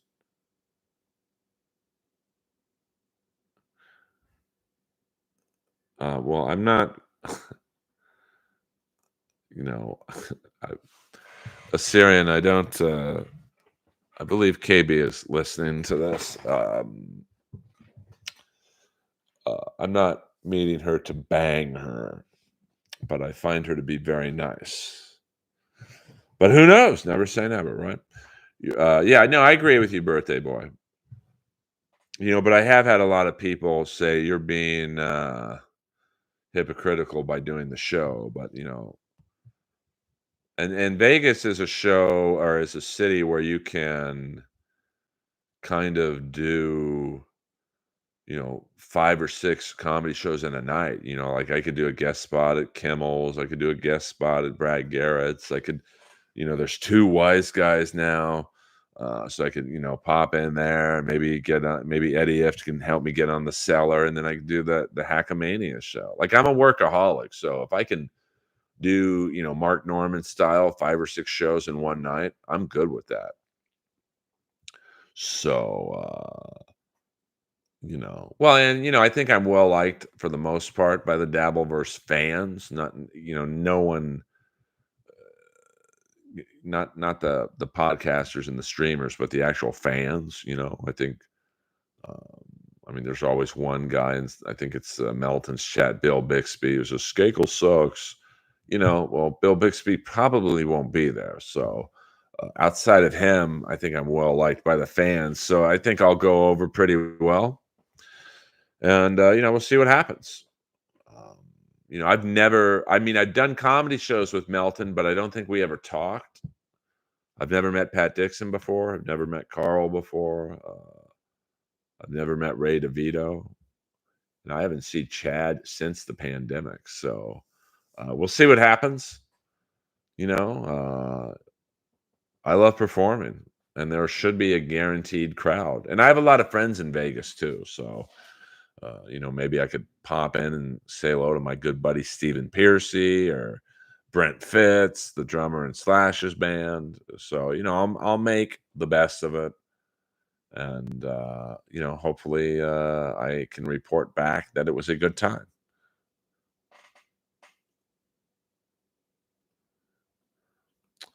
I mean, I am working on, this new long form joke about Tiger Woods. I don't know if you guys saw it, but he had to drop out of his own tournament, and he was like walking with a walking stick, and it's like that's how powerful women are. This guy was the greatest athlete of all time. Was going to set every majors record you could think of. He was going to blow by Nicholas, and because of his love of pussy, he's now an invalid. Yes, Piercy lives in Vegas now. So it's just the bit was it's forming, and then I'm going to break into look at what the Kardashians did to every athlete they touched. I mean, OJ was the greatest running back, arguably of all time, the most well liked pitchman in America, and they turned him into a double murderer. So that's the foundation of the joke, and I did a little bit of it last night at both shows, and it went over pretty well. I got to figure out the wording. Well, it's just, and then I go into just uh, let let him cheat, and I could tell most of the women in both crowds I did it in for the first time are like, "Fuck you, man." I'm like, no, no, I'm not saying your man should cheat or your man should cheat. But your man probably isn't the best of all time at what he does. Tiger needed to cheat. It fueled his engine. And then the women kind of see what I'm saying. So, I mean, I don't know what the nerd venue is. Pussy will ruin a man, just the way it is, William. I mean, uh, I would think that they could do like a weekend at Wise Guys because Wise Guys I've seen, especially there's two Wise Guys now in Vegas, um, and I would think that um, you could probably coax them into doing a show. I've seen who they book. Yeah, I mean, I don't really like doing comedy in sports bars.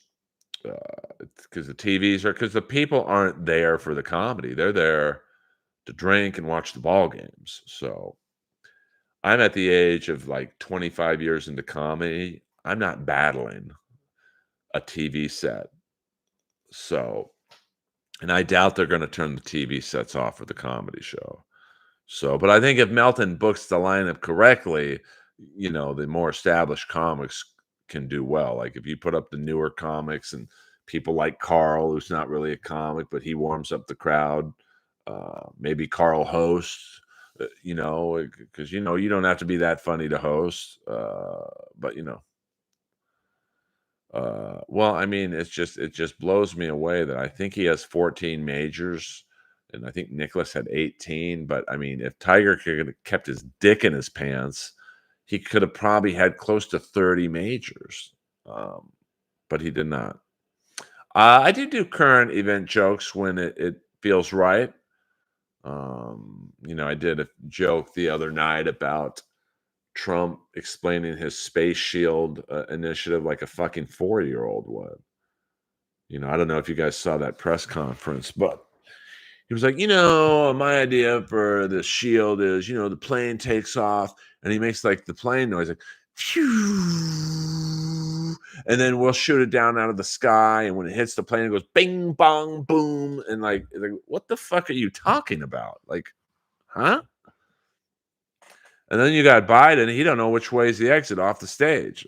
And this guy's got the nuclear launch codes. But politics is not, it's a very risky subject to um, tackle with audiences. Because if you do a Trump joke, you're pissing off half the crowd. If you do a Biden joke, you're pissing off the other half. So it's got to really make fun of both parties to kind of navigate that minefield. Um, Yeah, I mean, this is literally what Trump was doing. When the plane goes up in the air, and then we're going to shoot it down. Like, you might as well just take this on stage. Well, it's gonna be an interesting, I mean, Trump has to win the election to get out of paying for all these fucking court things. Uh,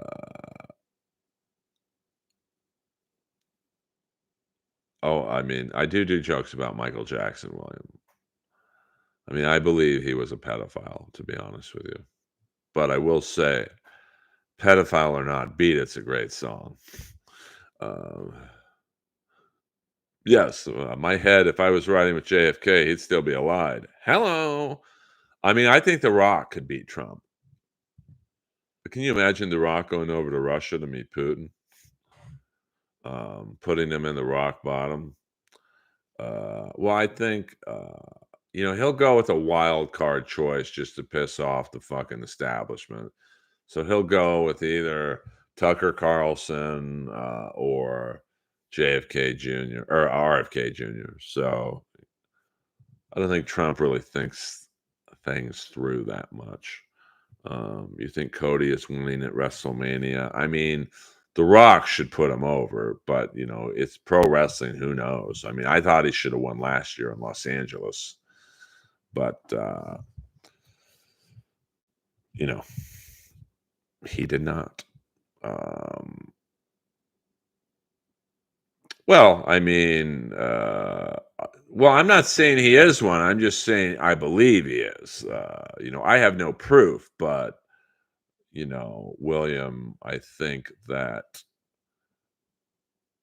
his behavior is indicative of grooming, at the least, dangling his fame in front of these kids. I mean, there's just what 34-year-old man do you know of, William, that hangs out with 8-year-old boys? Like, um, if this was a truck driver from Missouri who was 34 and, you know, had a bunch of 8-year-old boys in his truck all the time, you'd be like, this guy's a pedophile. But I think because Michael Jackson's arguably the greatest entertainer of all time, it's the same thing with Elvis. Elvis was known for having threesomes with 14-year-olds. They left that part out of the movie. And I don't believe basically raping a child, the family's in it for money, a cash grab. Yeah, maybe. But there was more than just one accuser, and I wasn't a pedophile, but I just in my heart know that he was not completely innocent, and there's just no, like, if you got, now I'm 55, if you saw 3 8-year-old kids in the condo right now, you'd be like, well, I don't want to tell you what you guys would be feeling, but like, you'd probably be like, who the fuck are these kids hanging out with this old dude? I didn't feel the need to hang out with 8-year-olds. Um, so I believe there's enough fire. Uh, well, I don't think the two guys accused in that documentary. Their stories changed, so I'm not. But the one Hispanic kid was paid $20 million. Like that, you don't pay someone $20 million unless you were guilty of something. Um, that's in my heart. I will always be convinced of that. Um, I do think he probably had but also, William, they could have been paid off as well. I know certain people in the entertainment world, not just stand up, but the entertainment world, that they accuse someone of sexual assault of some sort, physical abuse, mental abuse, and then all of a sudden they recant. I was wrong. I was mistaken because they were paid off. Um, so you know But I mean, I don't think you pay someone $20 million if you thought, "Hey, this kid's lying. Hey, here's 20 million, kid. Stop lying." I don't think that was possible. Um, I think, uh well, but I mean, his reputation at that point was already like, "Hey, this kid hangs out with a lot, or this guy hangs out with a lot of kids. Um, you know, I just think there's something to it, like those 2 kids in the allegation, or the 2 guys in the documentary. I don't believe their stories because they had changed their story, but I also think that, when you look at a lot of these kids, that Michael Jackson was hanging out with, a lot of them came from broken homes, and, that's what predators do. They go after people. They don't go after someone like me who came from a good family. Now granted, my parents were, 100%, but, I mean, you could spin it either way, like they were going after his money, nothing happened, or there's something to it. Um, but I think there's just no way in my heart I believe something happened. There's no way all these kids were lying. Um, like, you look at a lot of the kids he hung out with came from abused families, single parent homes, and the dangling of, hey, do you want to hang out with the most famous entertainer in the world? Um, and the isolation that they faced, so, but I'm not saying I'm right or wrong. I don't know. I'm just saying on the surface level, there's something that just doesn't add up, you know, and we'll never know, to be honest with you. We'll never know, you know. Um, I hope I'm wrong. And I know most people don't believe me when I say that. I hope he's not a pedophile. I hope all these kids were lying and that, um, they were just in it for the money through greedy parents or whatever. But there was enough accusers to go, I don't think they're all lying. Um, and I'm open, to the discussion. Do you know anyone that personally knew Eddie Nash? Well, I did. I won't say the guy's name, but he did do my podcast. So you could probably guess as to who I'm talking about, but I don't want to blow them up. But when I mentioned Eddie Nash's name to him on the podcast, now this was a audio only podcast, no video. He literally looked at me and was like, I ain't talking about it. So, Eddie Nash was, I don't hate on him, William, for being weird. And I agree with you, his, abusive father and weird upbringing was, not ideal, but I just think that, um, I think when you're a victim of abuse, I don't have the actual percentage, but I think that in most, or not most, a fair amount of cases, abused people become abusers themselves. Um, Assyrian, you're out of control. Uh, and there's nothing wrong with being close to Macaulay Culkin, like, but you know, but this is just how I think of things. If someone accused me of molesting them, I'm not giving them $20 million. And if the lawyers are saying, "Hey, just pay him off. It's better off in the long run." You know, it's like when I had the ex who was accusing me of throwing her down a flight of stairs. I retained a lawyer for $2,500, and I think word slowly got back to her about that, and she knew she was lying. So those accusations went away real fast. Because I was like, "Hey, you're not getting away with this. I don't care if I have to spend my whole inheritance. You want to say I did something I didn't do? Let's go. Party time." Um, oh, listen, and not even in Michael Jackson's case, but like, when you're a parent, like if I ever have kids, and I probably won't at my age, I'm probably too old. Um, I don't want to have a 15-year-old kid and be 70. They're not hanging out with some dude I don't know, um, let alone a famous pop star. Um, but, you know, I mean, the parents, Some parents are, they get roped into the fame level themselves. Well, I mean, I was just like, but at the end of the day, and not to switch from Michael Jackson to myself, but uh, I think that at the end of the day, my lawyer, who's a very well known attorney and one of the best, if not the best, for slander and libel. I paid him $2,500 on retainer, and he did a little bit of work, not on the free, but like he came back to me and was basically like, "Hey, I checked out your story. It all checks out. I've checked out her background, and she's known for dating guys and then going into accusatory mode uh, when they stop seeing each other. But here's what you have to do to win a libel slander case. You have to prove exactly what they said. Can't be, well, I heard this is what they said. It has to be word for word. She said, Earl threw me down a flight of stairs. You have to prove who she said it to. And you have to get then to flip on her. And it's like, it's tough. Like, he told me, I've been doing law for 48 years.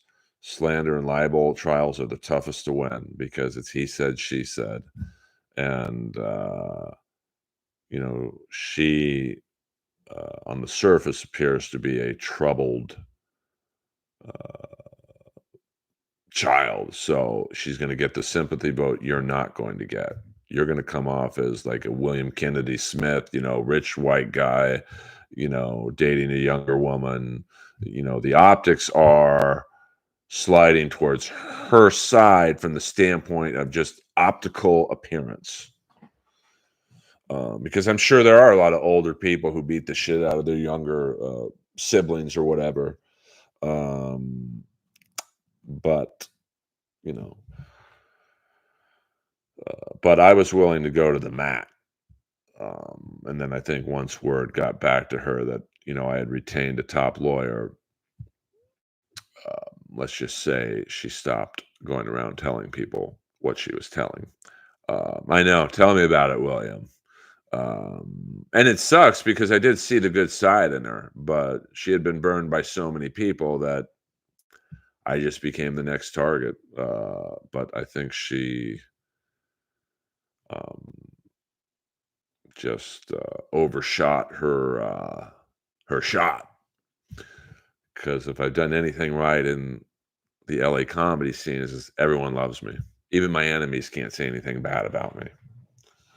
Because when you speak the truth, there's really no way to combat the truth. You know, that's like why Jeff never goes after me because he knows everything I've said is true. Like I haven't said one thing that, well, I have to hear his side first. It's all been true because I give facts behind my statements. So 100%. In a weird way, William, and I've dated some troubled women before. What happens is it starts out great because they're not used to getting their door opened or, oh, he's buying me dinner tonight. We're not just going to Burger King. Oh, I'll go to the comedy store and everyone loves him. That almost in a weird way becomes boring. Like, oh, he's not beating the shit out of me. Well, that's what I'm used to. He's kind of boring. We just went out to dinner and I don't know, went to the beach or whatever. Uh, so it's not too hard to prove his manager was working with. Well, I mean, yeah, I mean, uh, I can't talk about it, Ross. I'm on a gag order. But, and not that I want to talk about roast battle again, but like it's hard to look at the facts I've laid out, and the fact that every one of my opponents on the TV show literally worked at Comedy Central. They wrote for the roast, they wrote for Jeff. The first guy was literally the head writer and At Midnight. That is a clear conflict of interest. It's not like Jeff can say, "Okay, Earl, you're battling against Jesse Joyce, who's the head writer and At Midnight and works at Comedy Central. uh, Comedy Central was rooting for you. Come on, they were rooting for their own guy. And when I beat him like I beat him, you look at my bracket in Montreal compared to everyone else, it was clearly punishment for what I did to their rider. And then I beat those two guys. And then I beat K. Trevor Wilson in Canada, which is unheard of. I'm more proud of that than beating Jimmy Carr. Um, and then I never see the TV show again. Huh? That makes no sense. It's a clear bias. And I beat 3 people who got all 3 seasons. So clearly, like, when it's an all cash prize show, there's supposed to be no conflicts of interest. It's just a fact. And Jeff's manager is an executive producer of the show too. Jeff's the head judge and an executive producer. It's literally not allowed. So, that's why I say I argue with facts. You can't argue what I just said because it's literally state law. If you've ever seen the movie Quiz Show, that's what I'm talking about is true. So, getting back to the girl and the libel situation, like, when people have asked me about it, I have no wacky story. I don't victim blame. I don't call her a piece of shit or anything. I just like, no, it didn't happen. That's my story. Nope. And it's never changed. And I think she's been telling people that almost 7 years, since 2017, and my story has not changed once. Um, well, I don't know why John Mayer hangs out with Jeff. It's not like Jeff brings anything to the table. I don't know, to be honest with you. Like, she's the only person who I don't keep up with. I don't care what she's doing. Or a few people have tried to come up to me. Hey, I saw your ex. I'm like, I don't want to know. I mean, I certainly don't want to keep up with someone who was trying to cancel me unjustly. Now, if I did it, hey man, you pay you do the crime, you pay the time. But we will probably, never talk again. I mean, I don't know what we would say to each other if I ran into her and go, "Hey, thanks for trying to cancel me. How you doing?" Like, I don't play that fake shit. So, what's the best '80s action movie? It's down to Predator or Lethal Weapon or Die Hard. Yeah, she is lucky that we're not related. Well, we are related to the Kennedys. Yeah, I mean, but I mean, from John Mayer's perspective, it's like, what are you getting out of this? But 100%. Well, I was telling people that they were saying, "Hey, Earl, we stood up for you. We know there was an investigation." Once again, let's go to the truth. Legally, if you accuse someone of abuse, rape, mental abuse, physical abuse, 100% of the time, the cops take your statement and then they go to the accused and go, okay, this is what your ex is saying. What's your story? The cops never contacted me, not once. And I have a friend of mine who, let's just say, is in the legal system. I said, listen, can you check, see if there's any ongoing or archived investigations? And this guy is one of the best. And so within 5 minutes, he called West Hollywood Sheriffs, Beverly Hills PD, LA Sheriffs, Hollywood Sheriffs, and Orange County Sheriffs. So literally all 5 agencies that she could have filed a domestic violence incident. Have you ever heard of Earl Skakel or my ex's name? All 5 were like, what the fuck are you talking about? There's never been anyone under those 2 names. So, once again, it's just a fact. And that's something like Freedom of Information Act. Anyone in chat could do that right now. And they have to tell you legally. Yeah, I don't even acknowledge the second one. Cobra's a great movie. I mean, I'm not over the top's good, but I mean, Predator, I would say, is the best '80s action movie. It's a great cast, it's a great script, it's simple. I like the gimmick of you don't see the Predator until basically the end of the movie, so there's like a little sense of drama and intrigue. Well, I'm sad, Colt, that it got to that level, but at some point I had to stick up for myself. So, and I was very prepared to go um, the full distance. You guys know how I act when I feel like I've been wronged. So, and I think simplicity at its finest in my um, story. Like I have no story. It's just no, it didn't happen. So before we end, like how I said I was going to end about 40 minutes ago. Um, Let me thank my tippers for the night. Jordan the Lion, mucho gracias. Um, uh, Bill, I think Bill Duke's greatest role is playing the gay pimp in American Gigolo, because Bill Duke in real life is straight, and he played an amazing gayish pimp, Leon James, in American Gigolo. So if you haven't seen American Gigolo and you are a Bill Duke fan, you're missing out. Now, American Gigolo is always on DirecTV, so give it a listen, please. But if you're asking me specifically, Predator, Commando, that's a tough one. He was good in both. I guess I would say Predator. He was a little better in because he was in it a little more. So,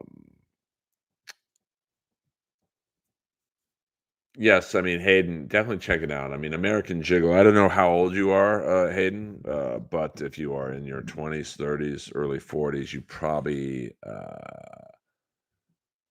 haven't seen American Gigolo because it came out in 1980. I do like Bill Duke and Commando. Scared, motherfucker? Well, you should be, because this Green Beret is going to kick your big ass. I ate the Green Berets for breakfast, and right now I'm very hungry. Uh, So, I like the cast in Commando. It's funny, I drive by that Cadillac dealership Bill Duke drove out of a couple times a week. It's in the Valley, right on if you're ever in LA and you wanna see a Commando, film site, on the corner of, Beverly Glen and Ventura Boulevard is the Cadillac dealership that looks exactly the same, um, to this day. Yes, the one with Richard Gere. Richard Gere is, a pimp. Originally, the role went to John Travolta, but he passed for the sexual overtones. So, 1980, who else is in the movie? Hector Elizondo. Um, it's not a well-known cast. I mean, it's not like there's a lot of Lauren Hutton plays the wife of the senator, who's Julian Kay, and Bill Duke's name in the movie, Leon James, and I don't want to spoil the ending, but the end scene for Bill Duke is filmed in my friend's high-rise building on Beverly Glen, once again, Beverly Glen and Wilshire. So, yes, Casa de Cadillac, Ventura. It looks literally the same. I've always wanted to do a Funny or Die video where I reenact that scene, minus driving through the front window.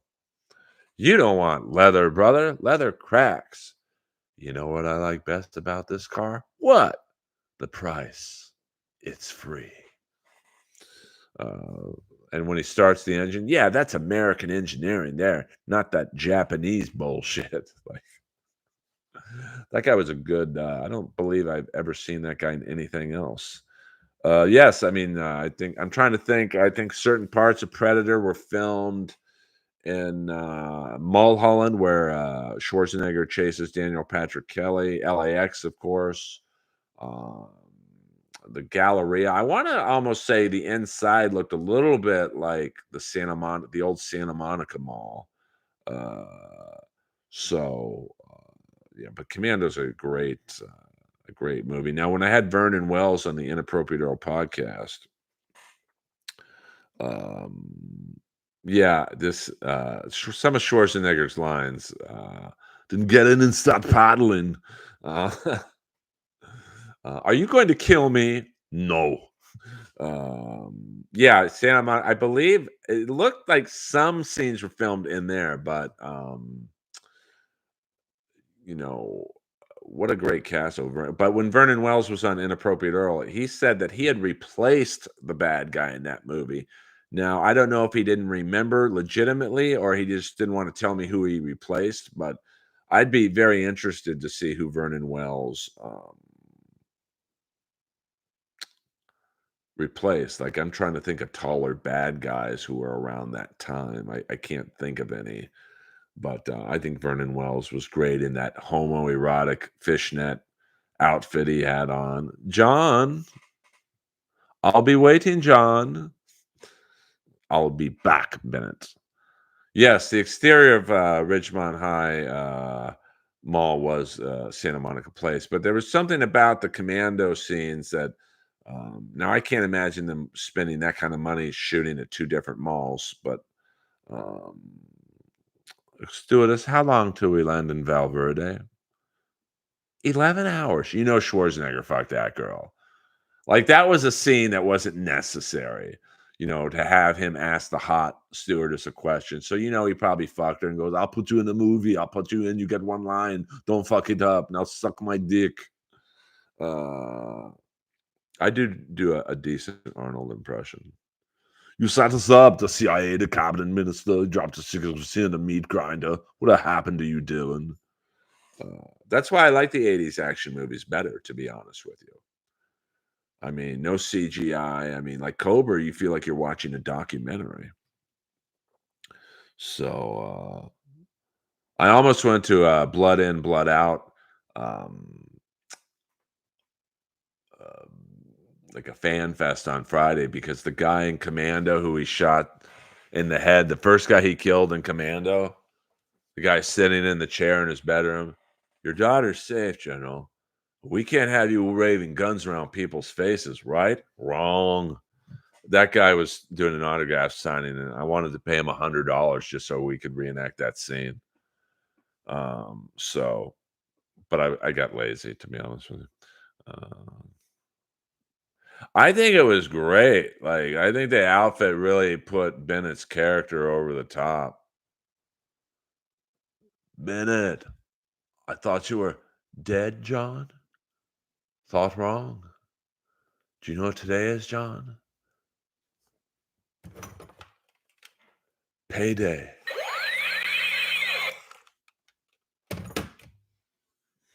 All right, guys, we're at the 2 hour and 15-minute mark. It's been a very good stream. We've talked serious stuff, Michael Jackson, libel lawsuits. We've had some fun with the Dabbleverse. We've talked a little bit of hockey. Danny Trejo was in Blood In, Blood Out. Blood In, Blood Out's a great cast. You got Delroy Lindo, um, Damian Chapa, Ving Rhames. RoboCop's another action. If I had to say my top 5 action movies in no particular order, I'd say Predator, Lethal Weapon, Die Hard, RoboCop. I'm getting an anonymous call. I can't deal. We're just about to end the podcast. Um, and over the top, Cobra. I think Cobra. I would say Cobra. Well, I think that was the problem with the original bad guy in Commando, not knowing who he was, that he didn't look intimidating enough next to Arnold. So I would think that, Vernon Wells, although not muscular, was a pretty big guy and a different big than Arnold. Like, I don't know if it would have worked if you would have had two muscular actors, but, Vernon was like a construction worker body, just like not fat, but like, you could tell he didn't work out, but he was just a strong guy. So I like the dichotomy of the different body styles. Yeah, I mean, Terminators, I mean, well, I like RoboCop because it was like Terminator. It was done for little to no money. I mean, given the profits it made. I mean, um, and Rambo, like, Rambo's definitely up there. I mean, someone asked me earlier in the stream about Nighthawks. I mean, to me, Nighthawks is, I don't know if it's necessarily an action movie. It's more of a cat and mouse drama. Um, but that's a great movie. And then, there's some of the B uh, action movies, like Blind Fury. I mean, I don't know if Uncommon Valor is, I guess that's considered a war movie, not an action movie, but, um, I'm trying to think of what other, Wanted Dead or Alive is a movie that most people would not say is one of the greatest action movies of all time, but I really enjoyed Rutger Hauer in that movie. Robert Guillaume, of course, Benson, William Russ, and Gene Simmons as the bad guy, Malik. Um, I mean, Full Metal Jacket, I mean, once again, it's kind of like Uncommon Valor. I don't know if it's necessarily an action movie more than a war movie. I don't know. I think there's, possibly two different genres. Uh, I mean, well, I don't know why Wanted Dead or Alive didn't do better. I mean, it came out in '87. I don't remember it being really advertised that well. So, um, and I don't think Gene Simmons was really a good draw as an actor. Like, it's like, oh, that's the guy from Kiss. But I liked him in the movie. He did play a great bad guy. And there was a lot of character actors in that, um, that I liked in Wanted Dead or Alive. Um, yeah, I mean, I guess you could say Uncommon Valor was an action and war movie.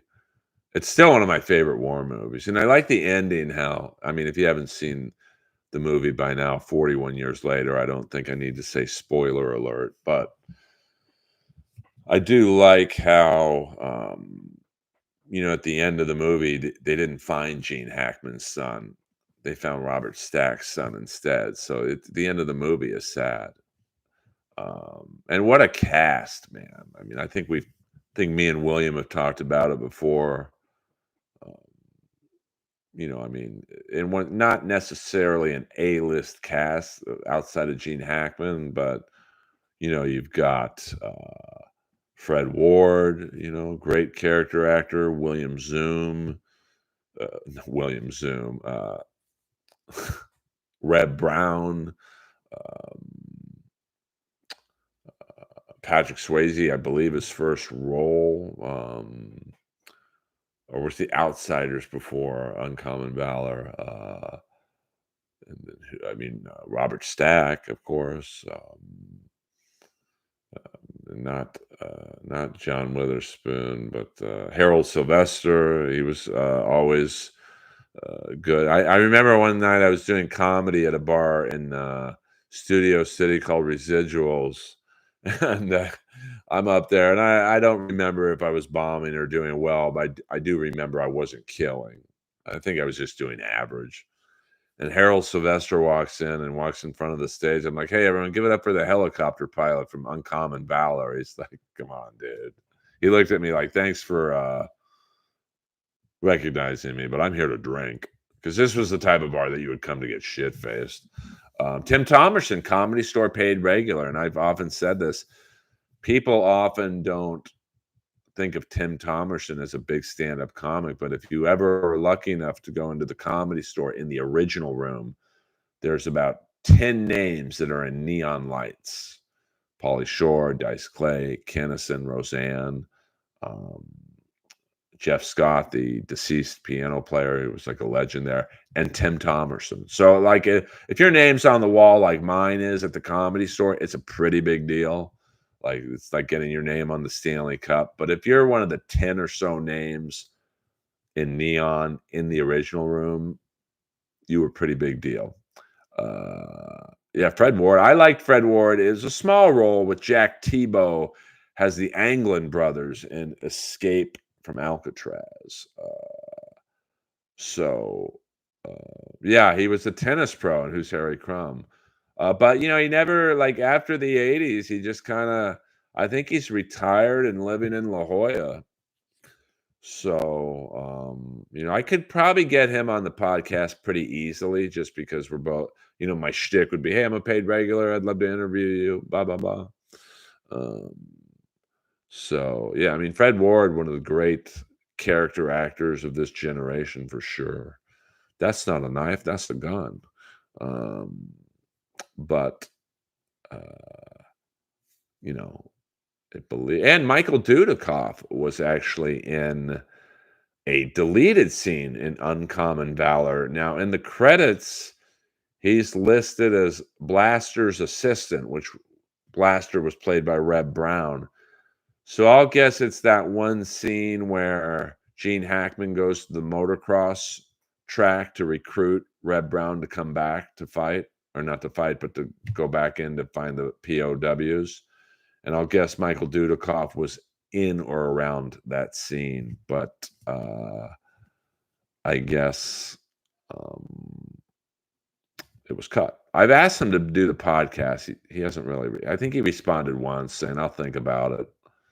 Which I don't understand. Like someone like Michael Dudikoff, he's probably not asked to be friend. This is no slam toward Michael Dudikoff because I would love to have him on the podcast. But I'm guessing he doesn't have a shitload of interview requests in the 2020 to 2024 era. I would think he'd be pretty jazzed. Hey, this guy wants to interview me. But what are you going to do? I mean, Tim Thomerson had a nice, run in the 80s, Uncommon Valor, Iron Eagle, Who's Harry Crumb. But then, he probably just was like, fuck it, I'm going to retire. He might be rich too. Like if you retire in La Jolla, you got some money. And when he did stand up in the 70s, you got paid a lot of money and in cash. I mean, I tried with Dudikoff, William, but I'm not going to beg. Like if he doesn't want to do it, he doesn't want to do it. Like the funniest turn down I've ever gotten was when I'm a metal fan. Everyone knows that, and the Brittany Fox video for Girls School. Obviously there's a lot of hot girls, but the frumpy teacher.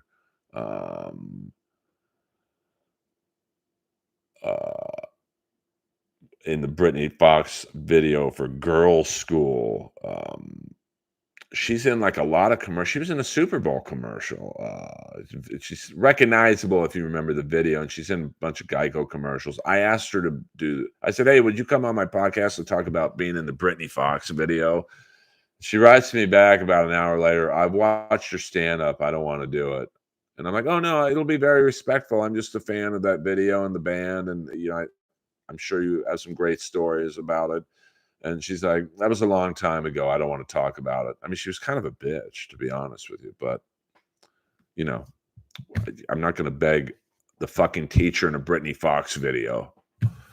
All right, guys. Earl Skakel, over and out. I've got to walk my dog. Thank you to Jordan for your super chat. I will be on tomorrow night at 5 p.m. It's good talking serious stuff with you, William. I appreciate the dialogue. I never try and, when I talk about serious subjects, especially ones that might be divisive, I don't approach it from, I'm right, you're wrong, because that's not a very good conversation tactic. So I enjoyed our conversation about serious and fun stuff. And just, how to get a hold of me. I'm assuming if you're in here on a Sunday night, we can talk Tex Cobb movies tomorrow night for free. I won't even charge you. But tomorrow night, I don't watch WWE. So if you want to talk Monday Night Raw, it might be a quick conversation. But we can talk about serious shit, man. Well, like my mom said, William, you can't say anyone's anything unless you personally saw it. So, it's like I can't say Elton John is gay. I've never seen him with a man. So now, do I think Elton John is gay?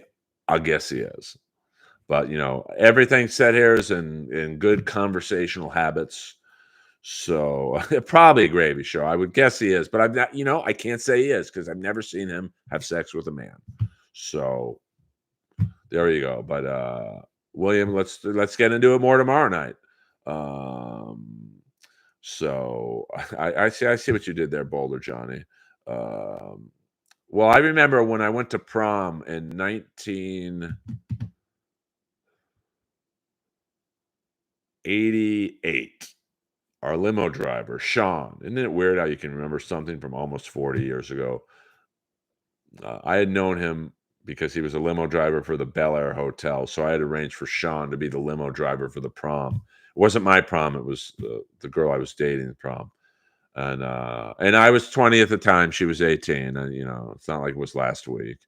And a lot of people ask me when I met Chandler. I met Chandler in grade school. She was in fourth grade. I was teaching eighth. Hello, that's a Skakel classic there. Uh, but Sean said the night before our prom that he uh, had to pick up Elton John at like the Bel Air Hotel or something, and he knocked on the door and it was open, so he kind of opened up the door because he had to go to the airport, and Elton John was in bed with five dudes. So